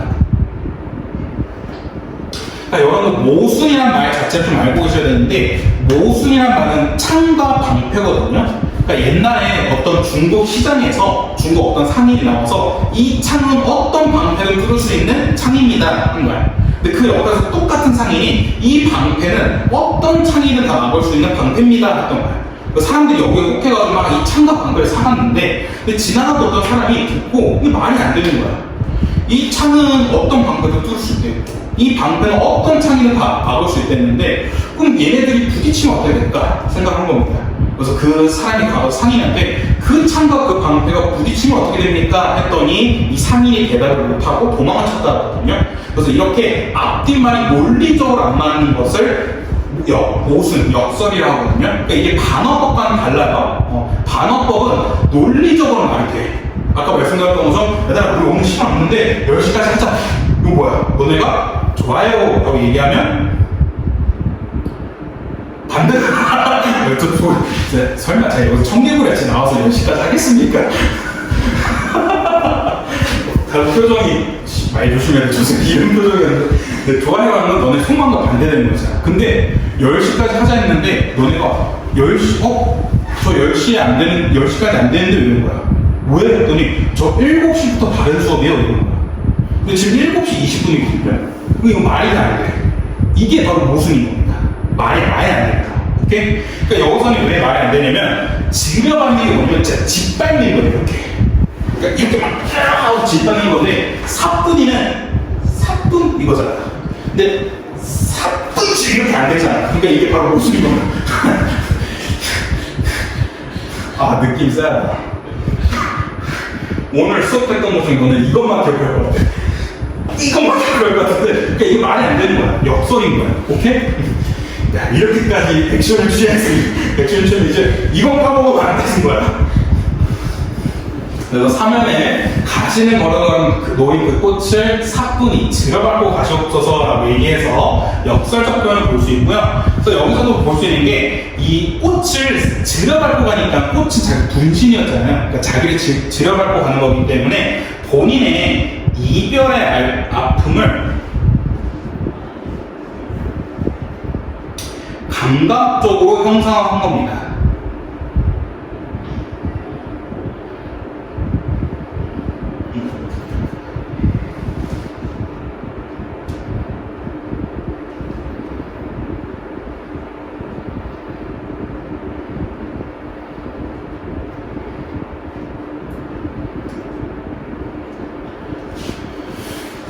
이렇게 볼 수 있고요. 마지막 나보기가 역겨워 가실 때는 죽어도 아니 눈물 흘리우리다 하는데, 자 여기서도 죽어도 아니 눈물 흘린다는 게 무슨 말이냐면, 네, A 불비가 아까 말씀드렸던 것처럼 슬프지만 겉으로는 티를 안 내는 거거든요. 다시 한번 쓸게요. 슬프지만 겉으로 티를 안 내는 게 바로 A 불비인데, 눈물을 흘리지 않겠다라고 얘기한 거니까, 그래서 슬프지만 겉으로 티를 내지 않는 A 불비를 볼 수 있는 거고, 그 다음에 자기는 몹시 슬플 거라는 반어적 표현을 담고 있는 거기 때문에 여기서도 볼 수 있는 게 바로 인고의 정신을 볼 수 있는 겁니다. 그 다음에 여기서 도치법을 볼 수 있거든요. 도치법이란 게 문장 성분의 순서가 바뀐 거거든요. 이 도치법을 쓰면 어떤 효과가 있냐면 의미를 강조하는 효과가 있어요.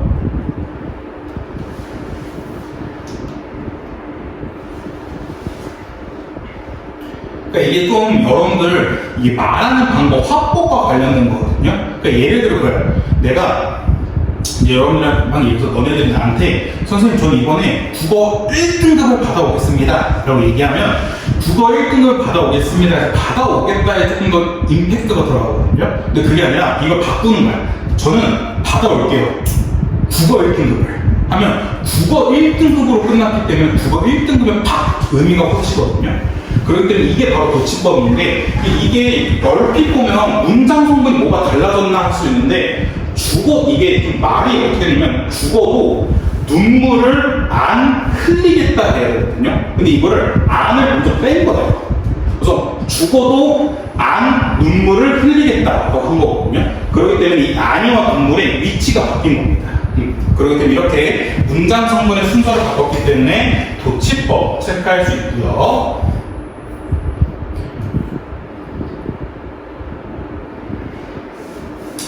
그 다음에 사연에서는 어떤 것도 특징이 뭐냐면 수미상관의 모습을 볼 수 있거든요. 수미상관이라는 게 뭐냐면 시의 처음과 끝부분이 유사하거나 똑같은 거를 수미상관이 하는데, 이 수미상관이 몇 페이지에 18페이지에 참고자료, 구석에 참고자료 수미상관이 있거든요. 이 수미상관 형광펜 칠하시고 꼭 기억해 두셔야 되는데, 수미상관이라는 게 이 숫자가 머리 숫자고요, 미가 꼬리 미자거든요. 그래서 머리와 꼬리, 처음과 끝이 서로 관련이 있다는 뜻으로 주로 시가에서 많이 쓰이는 문학적 구성 방법의 하나로 첫 연을 끝 연에서 반복해서 쓰거나 비슷한 내용의 구절 또는 문장을 반복적으로 배치하는 게 바로 수미상관입니다. 그래서 이 진단을 꼭 보시면요, 처음에 나보기가 역겨워 가실 때에는 말없이 고의 보내드린다는데, 마지막 연에서도 나보기가 역겨워 가실 때 죽어도 아닌 눈물 흘리겠다라는 식으로 일련의 내용을 조금 더 반복적으로 나타내고 있기 때문에 수미상관 나타낼 수 있고, 수미상관의 특징 효과가 또 뭐냐면요, 예를 들면 의미 강조가 됩니다. 그 다음에 운율 형성이 되고요. 마지막 구조적 안정감을 취할 수 있어요. 그러니까 이 구조적 안정감은 솔직히 느끼기가 좀 힘들 수 있거든요. 저같이 결벽증이 있는 사람이 아닌 이상 구조적 안정감을 느끼기 힘들 거예요. 저는 되게 안정감을 느껴져요. 첫 연과 끝부분이 똑같잖아요. 그러니까 야 변태 저러지 마. 너는 뭐야 저 새끼 진짜 이상하다 표정이었는데 아니 끝부분 마지막에 되게 비슷하기 때문에 뭔가 안정감이 취해지거든요.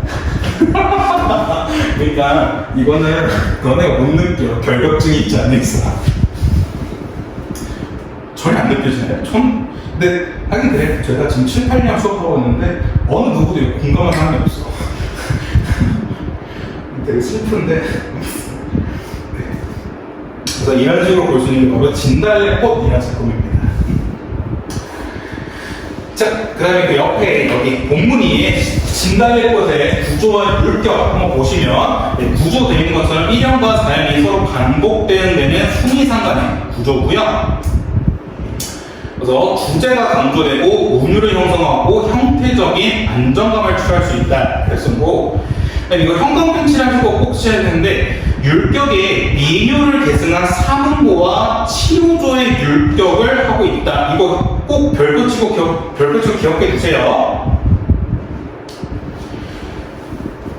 그러니까 진달래꽃도 가실처럼 3음보를 쓰고 있는데 근데 가실에서 3, 3, 2조였다면 진달래꽃은 7, 5점이니까 7글자 5글자입니다. 그래서 보시면 나보기가 역겨워 7글자, 가실대에는 5글자 이런 식으로 반복되고 있는 게 바로 7, 5조이고요. 그 다음에 행에 따라 호흡의 속도를 다르게 해서 리듬의 변화를 줬다라는 건데 그러니까 이게 첫 번째 연에서는 2음보 첫 번째 줄은 2음보, 두 번째 줄은 한음보, 세 번째 줄은 3음보 이렇게 호흡의 속도를 다르게 했고요. 그 다음에 종결함의 우리다를 반복해서 리듬감 형성해서 음악적 효과를 지니고 있다는 것까지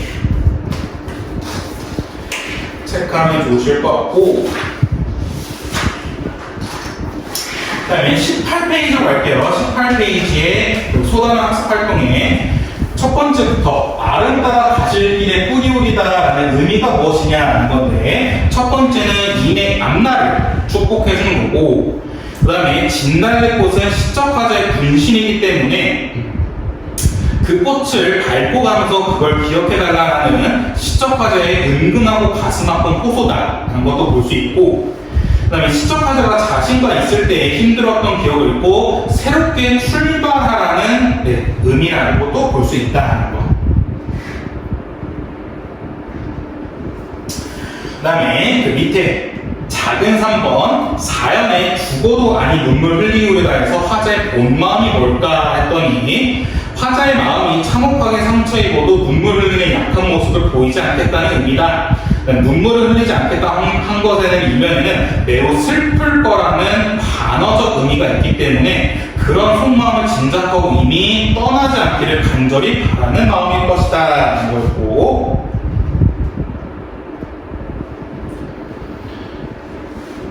그 바로 밑에 1항과 4연의 유사한 문장 구조가 반복되는데 이게 바로 순위상관의 효과를 체크하는 건데 시적 의미 강조 그 다음에 안정감을 취한다 음악적 효과를 취한다 여운과 감동을 준다까지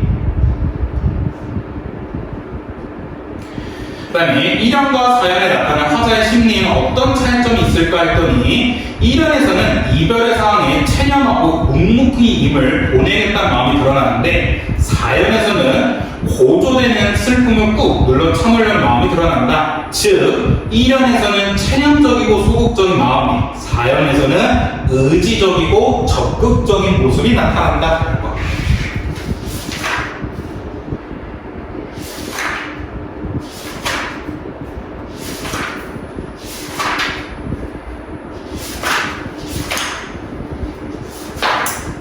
큰일 났네. 입니다. 아리랑 이거는 그냥 아리랑 땡들 넘어간다. 나를 버리고 가신 님은 심리도 못 가서 발병 난다. 라는 식으로 얘기하는 건데 이게 대표적인 우리나라 문화입니다. 그래서 해제 여기 바로 파트 보시면요. 아리랑은 전국에 다양하게 퍼져 있는 우리나라의 대표적인 서전 민요로 상음보의 율격을 지니고 있다. 한번 체크하시면 좋을 것 같고 이게 좀 무서운 말인 게 이 작품 화자는 자신을 버리고 가는 임을 발병이 날 것이라고 일종의 협박 또는 저주를 하고 있는데 이를 통해 임에 대한 원망의 감정을 노골적으로 표현하는 한편 발병이 될 테니 떠나지 말고 함께 하자는 간절한 소망을 드러낸다라고 볼 수 있습니다. 그러니까 너 나랑 헤어지면 병 생기거든? 그러니까 그럴 바에는 나랑 함께 하자라는 식의 화자의 간절한 소망을 볼 수 있는 게 바로 아리랑이라는 노래다라는 거 하나씩 체크하시면 좋을 것 같고요. 19페이지 맨 마지막 파트에 대해서 세 작품이 주제면에서 어떤 공통점이 있는지 생각해보자 하는데 세 작품 모두 이별의 상황에서 시적 화자가 느끼는 슬픔과 정한 안타까움이 드러나고 있다. 이거 하나씩만 체크하시면 좋을 것 같고요. 그 다음에 20페이지 보시면 20페이지 여기 마지막 한국 문학과 이별의 정한이 나와 있는데 한국 문학에는 이별의 정한을 노래한 작품이 많다. 고대가요 공무도화가 고려가요 가실이 황진의 시족 어전에이야 신아리랑 그 다음에 진달의 꽃이 이해해나간다 해서 이별의 정한은 한국 문학의 고유한 특성으로 오랫동안 계승되었다. 하나씩만 체크하시면 좋을 것 같습니다. 그 다음에 21페이지 보시면 21페이지 외부 작품 이렇게 나와 있는데 이거는 작품의 주제와는 엄청 관련이 있진 않고요. 좀 이 음보, 그러니까 이 운율 형성과 좀 관련이 있는 건데 가작품은 이화의 월백하고라는 작품이고 나작품은 신경림의 목계장터라는 작품인데 우선 이조연의 이화의 월백하고를 보시면요 주제가 봄날 밤에 느끼는 예상적인 정서입니다. 그러니까 이 봄날이 너무 봄밤이 아름다워서 좀 여기 봄밤이 싱숭생숭해지는 게 바로 이 이화의 월백하고라는 작품인데 이 작품 같은 경우에는 사음보의 율격을 지니고 있고요. 그 다음에 이화, 달, 은하수 등의 백색 이미지, 하얀 이미지를 통해서 봄밤의 정경을 시각적으로 드러내고 있고 그 다음에 자규의 울음소리가 바로 청각적 이미지인데 여러분들 이거 꼭 알아두셔야 되는 게 자규라는 새가 소쩍새거든요. 이 소쩍새가 대표적인 한의 상징입니다. 왜냐하면 이 자규, 소쩍새 혹은 두견새라고 하거든요. 밑에 이것도 쓸게요. 두견새까지. 자규, 두견새, 소쩍새가 우는 소리가 되게 슬프대요. 그래서 이 새가 우는 소리가 되게 슬퍼서 그 우는 소리가 마치 사람이 우는 소리 같다 해가지고 한의 상징이다 라고 얘기를 하고요. 그래서 그를 통해 고독과 대련의 심리적 이미지와 예상적 정서를 효과적으로 잘 보여준다는 점. 그래서 이 작품 분석 보시면요 이화의 월백하고 은한이 삼경인재하고 있는데 이 삼경이라는 건 보통 새벽 시간을 얘기합니다. 그 다음에 이화라는 것은 계절, 봄을 체크할 수 있거든요. 그래서 이 초장에서 뭘 알 수 있냐면 계절적 배경과 시간적 배경을 둘 다 체크할 수 있는 겁니다. 그래서 봄밤의 정경을 시각적으로 잘 보여주는데 플러스로 삼경이 새벽, 이화가 봄인 걸 체크해서 계절적, 시간적 배경 역시 체크할 수 있다는 점. 이거 하나 체크하시면 좋을 것 같고요. 그래서 이화의 월백하고, 그러니까 이화의 월백이라는 게 무슨 말이냐면요. 이 떨어진 꽃잎이 딱 떨어졌는데 그게 마치 호숫가에 떨어진 거거든요. 호숫가에 이제 달빛이 비친 거야. 그래서 달 옆에 이렇게 꽃이 떨어진 것 같다라는 거고. 그래서 일지춘심이라는 건 이제 봄날에 좀 싱숭생숭한 그런 것들인데 그 마음을 자구가 알야만을 다정, 생각도 많은 것이 병인양하여 잠 못 들어하노라 해서 봄밤의 애상밤에 대해서 얘기하고 있고요. 나작품 신경림의 목계장터라는 작품은 떠돌이 민중의 삶에 대한 애환인데 얘 역시 사음보의 율격을 지니고 있고요. 그래서 남한강 목기 나룻가를 배경으로 하여 장터를 떠도는 장돌뱅이의 삶을 1인칭 화자의 독백 형식으로 노래하고 있다는 거. 방랑과 정착이라는 대립적 심상을 통해 떠돌이 삶을 통해 민중의 삶의 애환을 드러내고 있다라고 하는 거.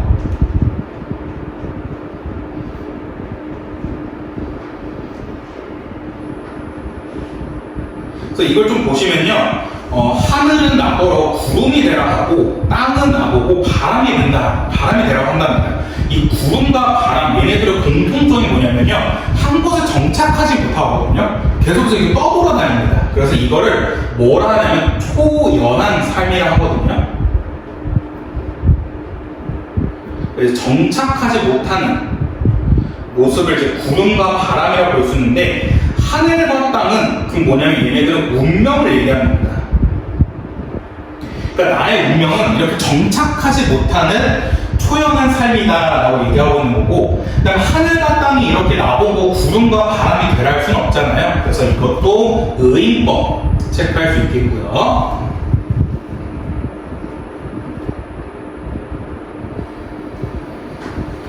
그 다음에 청룡흑룡이 흩어져서 비개인 나로 하는데, 이 청룡흑룡은 뭐냐면요, 푸른 구름과 검은 구름을 얘기해요. 그래서 여기서도 색채 이미지 체크할 수 있고요. 그래서 이게 무슨 말이냐면, 얘가 구름이 되라 하고 바람이 되라 해서 청룡흑룡, 그러니까 푸른 구름, 검은 구름 돼서 얘 이렇게 검은 구름 되면 비를 낼 수 있잖아요. 비를 내서 잡초를 일깨우는 잔바람이 되라는, 보통 잡초라는 거는요, 일반적으로 문화에서 민중을 얘기합니다. 그래서 민중을 위해 떠돌이 되는 그런 삶에 대해서 얘기하는 게 바로 신경림의 목계의 장터라는 점.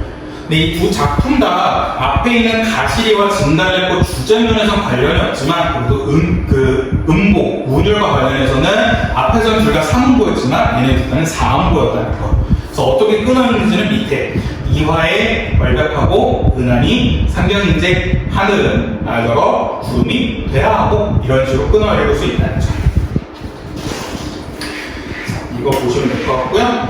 그 다음에 22페이지에 왜 이렇게 그 음보를 끊어 읽어서 해야 되냐는 건데, 22 중간에 3번 있으면 예시답안에 시가 문학이 노래로 불렸기 때문에 일정한 특정한 박자가 있을 거고, 그래서 끊어 읽기를 한 거 아닐까라는 거고, 혹은 노래하거나 낭독할 때 일정하게 숨을 쉬어야 되니까 그에 맞춰서 끊어 읽기를 반복했을 거다라는 거. 그 밑에 한국 문학의 운율을 얘기했을 때, 운율이라는 것은 시의 음악성을 보여주는 요소로서 말소리, 어구, 음보, 글자 수 등의 반복을 통해 형성된다. 우리 시가 문학의 전통적인 운율 가운데 하나의 음보율은 시를 끊어있는 단위인 음보를 바탕으로 3음보, 4음보가 대표적이다라는 거. 현대시에도 음보율이 계승되어서 이게 계속해서 나타나고 있다는 것까지 잘 체크하시면 좋을 것 같습니다.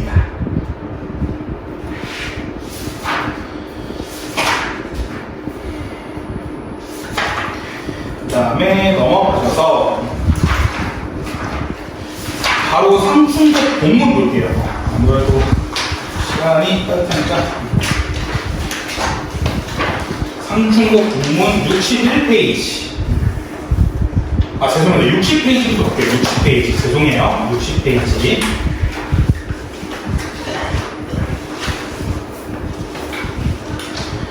페이지 여기 상충곡의 문학사적 가치 얘 하나만 보고 갈게요. 상충곡은 작가 정극이 말년의 단직을 그만두고 처가가 있는 태인, 오늘날 전국 정읍을 얘기하는데, 여기로 낙하하여 지낼 때 지은 작품이다. 현실 정치에서 물러나 자연 속에 사는 즐거움을 노래한 이 작품의 대표적 특징이었죠. 은일가사의 첫 작품이라는 문학사적 의의가 있고요. 이 작품은 송순의 면양정과 정철의 성상별곡으로 이어지는 강호 가도의 시풍을 이루면서도 호남 가단이 형성되는데 큰 영향을 끼쳤고, 조선시대 사대부들의 자연관이 잘 드러난다는 점, 이거 하나만 체크하시면 좋을 것 같습니다.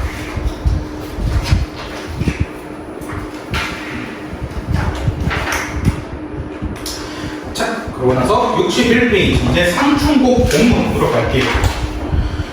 여기서 작품 어떻게 되냐면요, 왼쪽에는 원문이 되어 있고요, 오른쪽에는 좀 해석이 되어 있는데, 원문이 완전 못 읽을 정도는 아닙니다. 그래서 어느 정도는 읽을 수 있기 때문에 혹시나 그래도 왼쪽 본문이 무슨 내용이야 라고 완전 이해 안 갈 때는 오른쪽 해석본을 보시면서 같이 보면 좋을 것 같은데, 자, 일단 상충곡이란 노래 자체가 제목의 의미 자체가 그거였죠. 봄을 맞아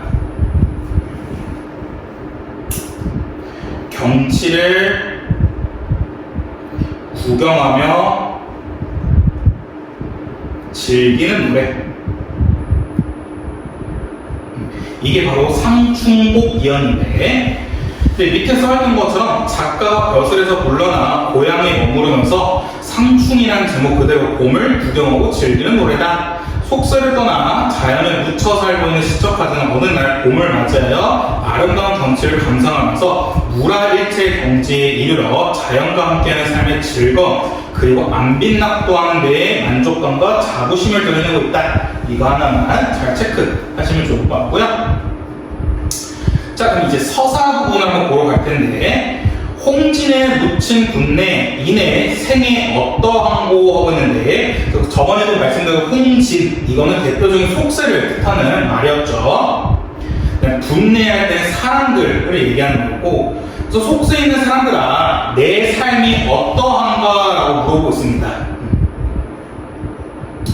그래서 내 삶이 옛사람 풍류에 미칠까 못 미칠까 하고 있는 건데, 이건 이제 서리법을 쓴 거죠. 미치고 있다 라고 얘기하는 거기 때문에 본인의 자연의 삶에 대한 자부심을 드러내는 게 바로 이 미칠까 못 미칠까 였었죠. 그러니까 내 삶이 옛사람만큼 잘 지내고 있는 걸까? 라고 물어보는 건데, 진짜 물어보는 게 아니라 그만큼 잘 즐기고 있다. 그래서 본인의 삶에 대한 자부심을 드러내고 있고요. 천지간 남자 공이 나만한 일이 한 것만은 하고 있는데, 그러니까 이 세상 남자의 공이 나만한 사람 많겠만은 하는데, 자, 여기서 하것만은 이때 하다 우리 훈민정에서 봤던 것처럼 이때 많다란 뜻입니다. 이것 뜻 조심하시고요. 산림에 묻혀 있어 지락을 모르겠느냐. 근데 이때 산림이 대표적인 자연을 얘기하는 거였고, 여기서 대유법을 쓰고 있습니다. 대유법이라는 것은 부분을 통해 전체를 나타내는 거거든요. 그러니까 예를 들어 지금 이 강의실에는 다리가 6개입니다. 다리가 6개란 말은 사람이 3명이라는 뜻이죠. 그래서 이 사람의 부분인 다리를 통해서 사람 전체를 드러내는 게 바로 대유법인 건데, 이 산림이라는 게 그냥 고작 산 하나를 얘기하는 건데, 자연은 산 말고도 강, 바다 이런 게 있잖아요. 그래서 자연의 일부분을 통해서 자연을 드러내는 게 바로 대유법이고요. 여기서도 체크할 수 있는 게 속세와 이런 산림은 서로 대조되고 있죠. 그래서 내가 이 자연에 묻혀 있어서 즐거움을 모르겠느냐, 난 자연의 즐거움을 잘 즐기고 있다 이렇게 얘기하고 있고, 그다음 수간목은 작은 초가집을 얘기하는데, 이게 바로 화자가 있는 공간으로서 화자의 소박한 삶을 드러내는 게 바로 수간모옥이죠. 수간모옥을 벽계수 앞에 뒀다는 거. 벽계수라는 건 푸른 시냇물 앞에 두는 건데, 그래서 이거를 그 풍수지리적으로 본다면 대산인수라는 거. 그래서 지금까지도 그게 제일 중요하죠. 뒤에는 이게 인간이 사는 곳 집 뒤에는 산이 있고 집 앞에는 강가가 있으면 이게 되게 풍수지리학적으로 되게 좋은 곳이다 하고 있는데, 지금 이 정극인이 살고 있는 화자가 살고 있는 곳은 일단 자연 속에 있으니까 당연히 뒤에 산이 있을 거고, 무엇보다 푸른 시냇물이 바로 앞에 있다니까, 그래서 대산인수에 아주 좋은 자리에 지금 터를 갖다 놓고, 송죽 물놀이에 풍월주인 되었구나 하고 있는데, 자, 여기서 풍월주인 형광 패치를 하시고 꼭 기억을 하셔야 되는데, 이 풍월주인이 자연의 인자, 맑은 바람과 밝은 달 따위에 아름다운 자연을 즐기는 사람이었는데, 이게 바로 주제를 암시하는 구절입니다. 그러니까 이 상충곡의 주제가 바로 안빛납도거든요. 안빛납도라는 건 이제 자연 속에서 묻혀서 편안하게 사는 건데, 그런 안빛납도의 주제를 암시하는 구절이 바로 풍월주인이다. 그래서 만약에 상충곡에서 문제에서 이 작품의 주제를 암시하는 구절 혹은 주제를 암시하는 시어를 찾으세요 하고 있으면, 풍월 주인 체크하시면 됩니다. 본인의 삶이 자연의 주인이 되었다 해서 화자의 만족감을 드러내고 있는 게 바로 이 서사 부분의 마무리였습니다.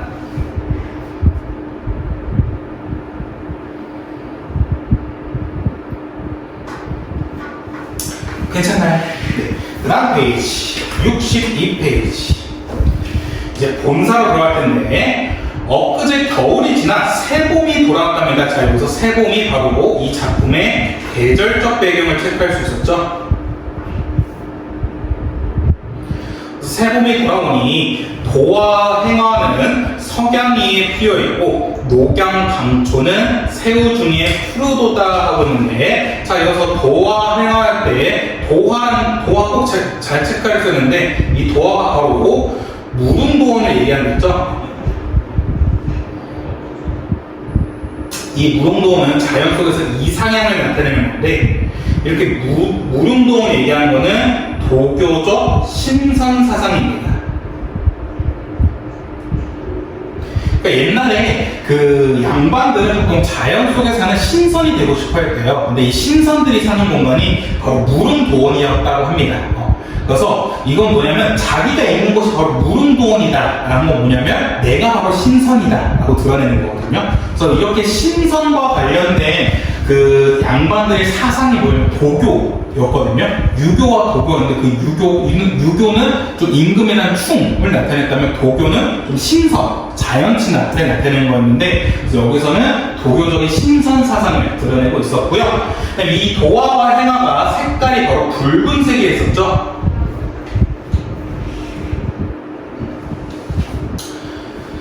그 다음에 녹양강초는 푸른색이었기 때문에 여기서는 이제 뭘 체크할 수 있었냐면 색채 대비를 볼 수 있었습니다. 도화와 행화는 붉은색, 녹양강초는 푸른 풀, 그러니까 푸른 벗을 얘기한 거였기 때문에 푸른색이었기 때문에 붉은색과 푸른색의 색채 대비를 볼 수 있었다라는 거. 여기서 또 볼 수 있는 표현 방식이 바로 대꾸법이었죠. 대꾸법이라는 거는 유사한 문장 구조를 반복하는 거였는데,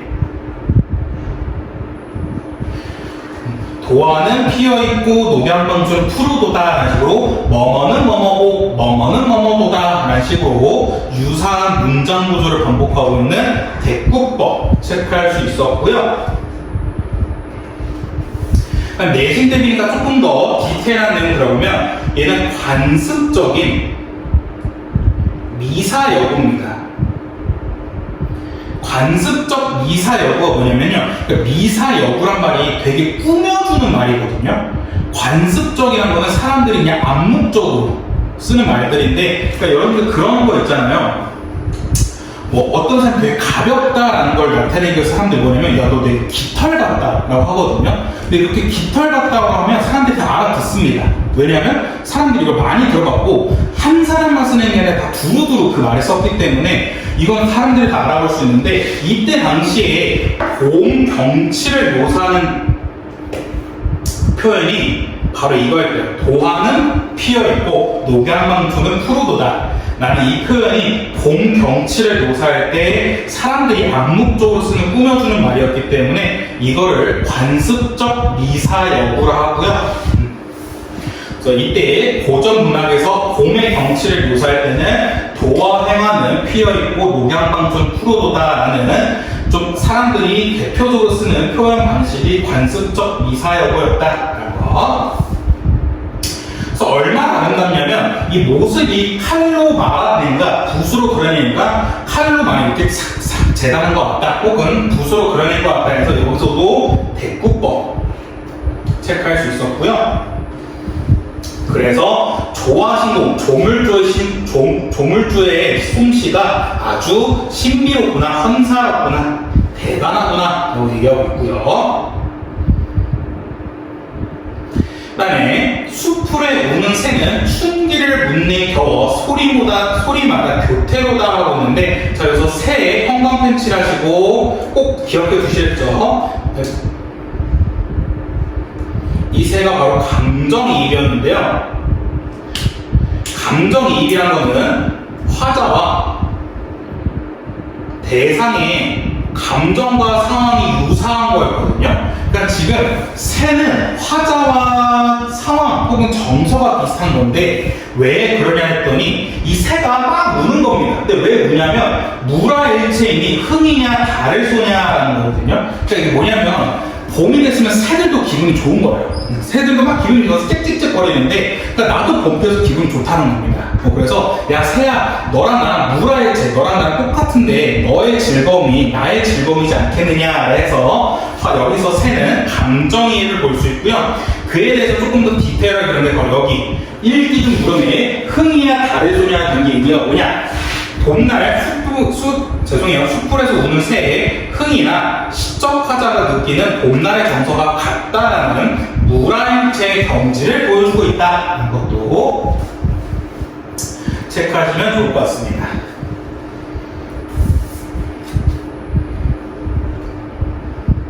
그래서 여기서 다를소냐는 다르겠느냐 다르지 않다라는 서리법을 쓰고 있고요.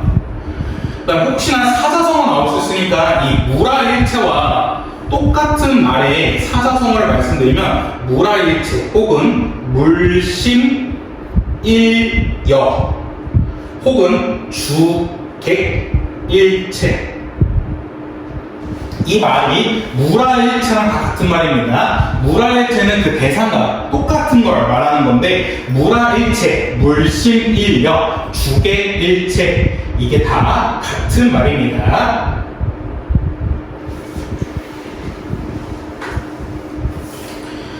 그 다음에 시비에 걸어두고 한데 자 여기서 여러분 혹시나 해서 말씀드렸는데 시비라는 거는 그 살인문이 뭐냐면 쉽게 말해서 그냥 대문 생각하시면 됩니다.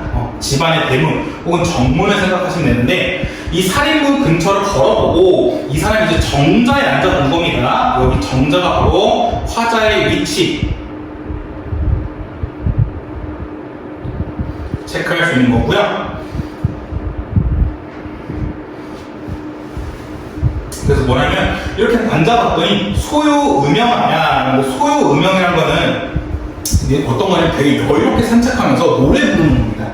소요음영하야 산일이 적적한데 한중 진미를 알리 없이 혼자로다 하고 있는 겁니다. 그러니까 이 즐거움 아는 사람이 나밖에 없네 하는 건데 그 나밖에 없다가 부정적 의미가 아니라 좋다는 겁니다. 아이고 좋다 하고 얘기하는 거고요.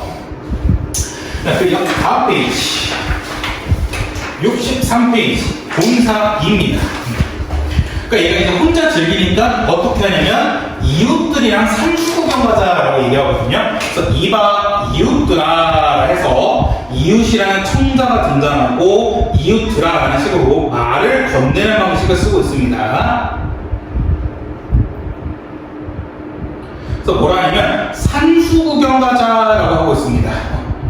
그래서 여기서 청유형 문장 표현을 체크할 수 있고 그 다음에 이 산수 구경을 감으로써 이 작품의 공간이 이동되고 확장되는 작품의 공간적 배경이 확대됩니다. 왜냐하면 이 전까지는 화자의 집안에서만 일이 있었는데 얘가 이러고 나서 여기저기 다 떠났죠. 뭐 시내가 갔다가 내가 갔다가 여기저기 다 가기 때문에 이 작품의 공간적 배경이 확대되는 공간의 이동과 확장을 체크할 수 있고요. 청유라는 건 뭐냐면 명령과 다릅니다. 명령은 청자한테만 시키는 건데 청유는 우리 다 같이 하자 해가지고 지금 산수 구경 가라 라고 명령하는 게 아니라 우리 산수 구경 같이 가자 라고 얘기하고 있기 때문에 청유 얘기하고 있고요. 답청은 오늘 하고 욕기는 내일 하자라는 거. 답청은 그때 말씀드렸던 맨발로 이렇게 걸어가는 건데 이 답청은 오늘 하고 목욕은 내일 하자라는 식으로 여기서도 뭐뭐는 내일 하고 뭐뭐는 하고 뭐뭐는 하자라는 식으로 대꾸법 쓰고 있고요. 그 다음에 아침에는 채산 산나물 캐먹고 저녁에는 낚시해서 먹자라는 식으로 얘도 대꾸법 체크할 수 있는데 이 답청부터 조수, 낚시질까지가 바로 산수 구경의 구체적 내용입니다. 다시 한번 이웃들한테 산수 구경 가자라고 하는데 그 산수 구경의 구체적 내용은 뭐냐면 답청, 산책하고 목욕하고 그다음에 아침에는 산나물 캐먹고 저녁에는 낚시해서 고기 먹자라는 식으로 산수 구경의 구체적 내용을 대꾸법을 통해서 자세하게 드러내고 있습니다.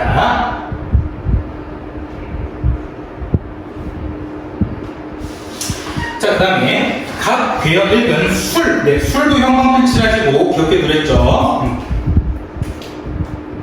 술 밑에 설명 있는 것처럼 봄의 아름다운 자연을 즐기는 화자의 흥겨운 마음을 더 고조시키는 거기 때문에 흥을 더 돋구는 거였죠.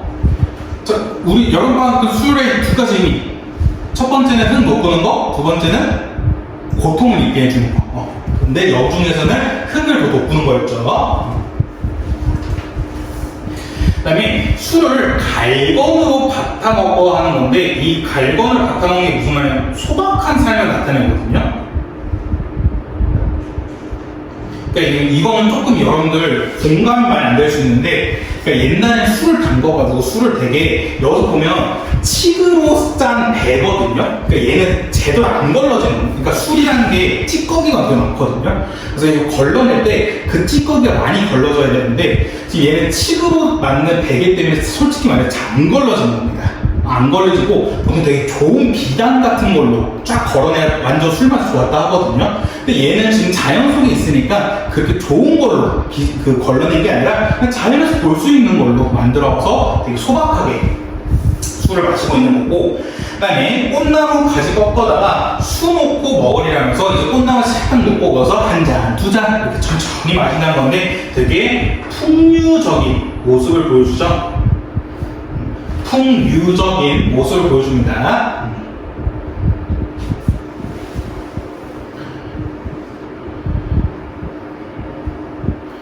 이 다음 줄이 조금 어려울 수 있는데 화풍이 건득 불어 녹수를 건너오니 청양은 잔해지고 낙홍은 오세진다는데 해석부터 볼게요. 화창한 바람이 살짝 불어 푸른 신내를 건너오니 맑은 향은 잔해지고 붉은 꽃잎은 오세진다라고 하고 있는데 이게 왜 제가 좀 어려웠냐면 화풍이 건득 분다는 거거든요. 자, 여러분들 바람이 수직 쪽으로 불어 수평 쪽으로 불어? 이거 좀 어떻게 알았는데 수직은 이렇게 부는 거고요. 그러니까 바람이 이렇게 불면 누가 여기서 이러고 하는 거거든요. 근데 오늘 별짓을 안 하는구나. 수평은 이렇게 옆으로 부는 거거든요. 근데 우리가 바람을 느낄 때 위로 느끼는 게 아니라 어떻게 느껴? 되게 이상한 모습을 한번 보여줬던 것 같아. 이렇게 애들이 보고 왔어. 되게 너무 이상하지 않아? 잠깐만. 씨 이렇게 부는 게 아니라 바람이 이렇게 불죠. 그럴 때는 수평 쪽으로 불거든요. 오늘 진짜 별짓을 다 한다.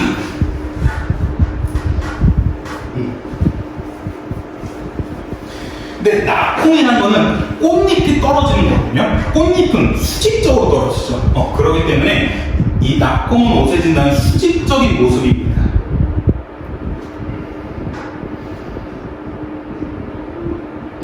그 다음에 이게 또 뭐냐면 청향은 맑은 향이기 때문에 청각적 이미지라면 낙홍은 붉은 꽃잎이기 때문에 얘는 시각적인 모습이거든요. 이걸 왜 이렇게까지 얘기냐면 이게 시험 문제 어떻게 나오냐면 청각과 시각의 조화 혹은 수평과 수직의 조화를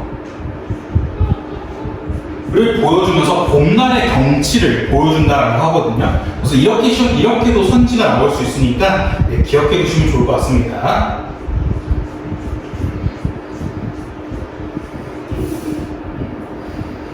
그래서 화풍이 부는 거, 봄바람이 이렇게 부는 건 수평적으로, 그 다음에 꽃잎이 떨어지는 건 수직적이기 때문에 수평, 수직. 청양은 향기이기 때문에 죄송해요. 어떡해. 미안해. 와, 진짜 너무 미안해. 와, 향기는 후각이죠. 죄송합니다. 미안해. 아니, 이렇게 향기 쪽팔려가지고 그 생각하다가 청각 후각 헷갈렸는데 너무 미안합니다. 아 죄송합니다. 아 너무 죄송합니다. 네, 향기는 후각이고 낙콩, 붉은 꽃잎은 시각이라는 점. 아유 죄송합니다.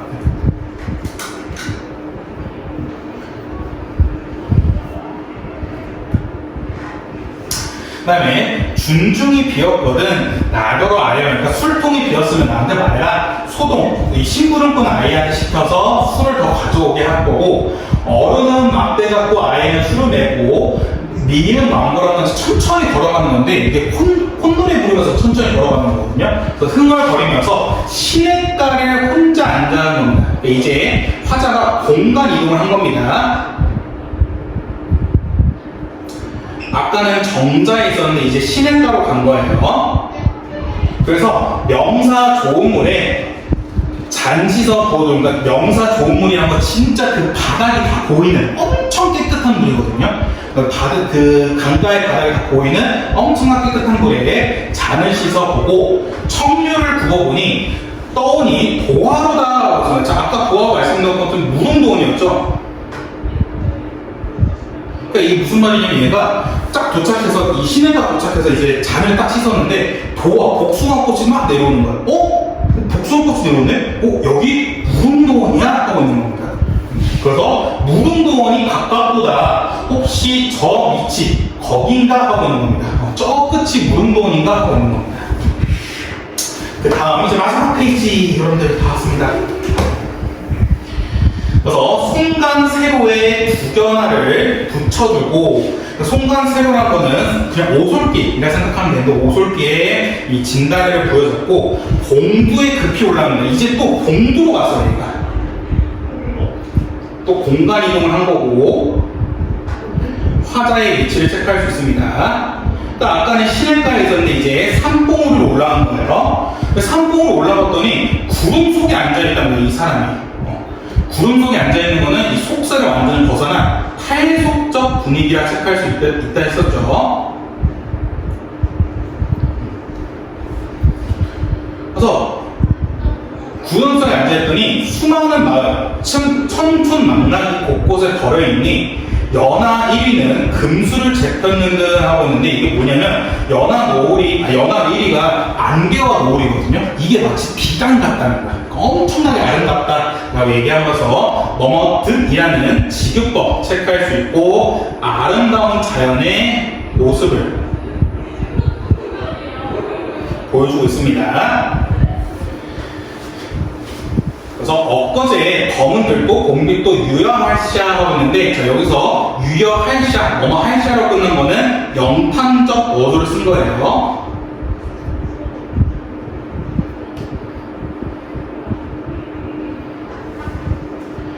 네, 마지막 결사. 네, 결사에서 제가 엄청 강조한 거 있었죠. 공명도 날거리고 부기도 날거리니 요 형광펜.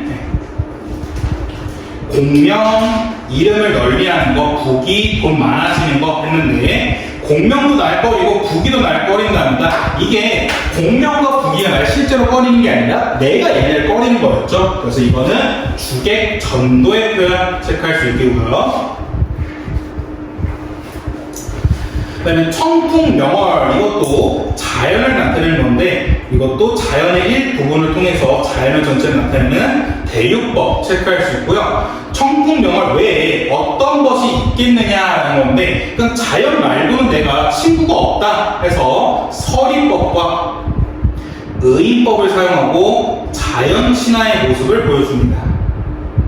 이 청풍명월 외에 친구가 있겠느냐라는 거는 소동파라는 시인의 적벽부에서 인용을 한 겁니다. 그 다음에 담표누왕의 소박하고 깨끗한 삶에 허튼 해연, 이 헛된 생각인데 이게 바로 속세 생각이었죠. 속세 생각은 전혀 하지 않으니 아모타 백년해락이 이만한들 어찌하리 라는 식으로, 아모타 백년해락이 이만한들 어찌하리 라는 식으로 낙천적 세계관을 보여주면서 본인의 삶에 대한 만족과 자부심을 드러냈고요. 그 다음에 마지막 제출이 시조어의 종장과 형식이 똑같은 정격 가사의 이 작품이 정격 가사라는 점을 드러내고 있는 게 바로 맨 마지막 파트였습니다.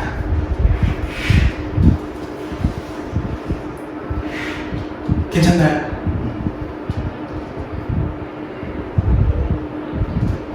그러니까 시조의 종장과 형식이 똑같은 게 이거 첫 음보가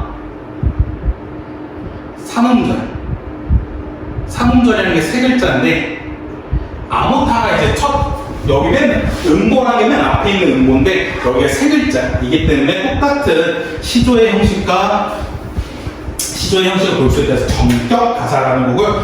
딱 한 옆에 이거 화제의 가치를 보여주는 시험 이거 별표 치고 꼭 기억해 주세요. 공명 부기는 세속적 가치를 보여주는데 이거 욕심이다 해서 부정적으로 보여주고요. 천국 명활, 강평 문화 이런 것들은 자연광대는 소박한 삶, 만족감을 드러낸다는 거죠.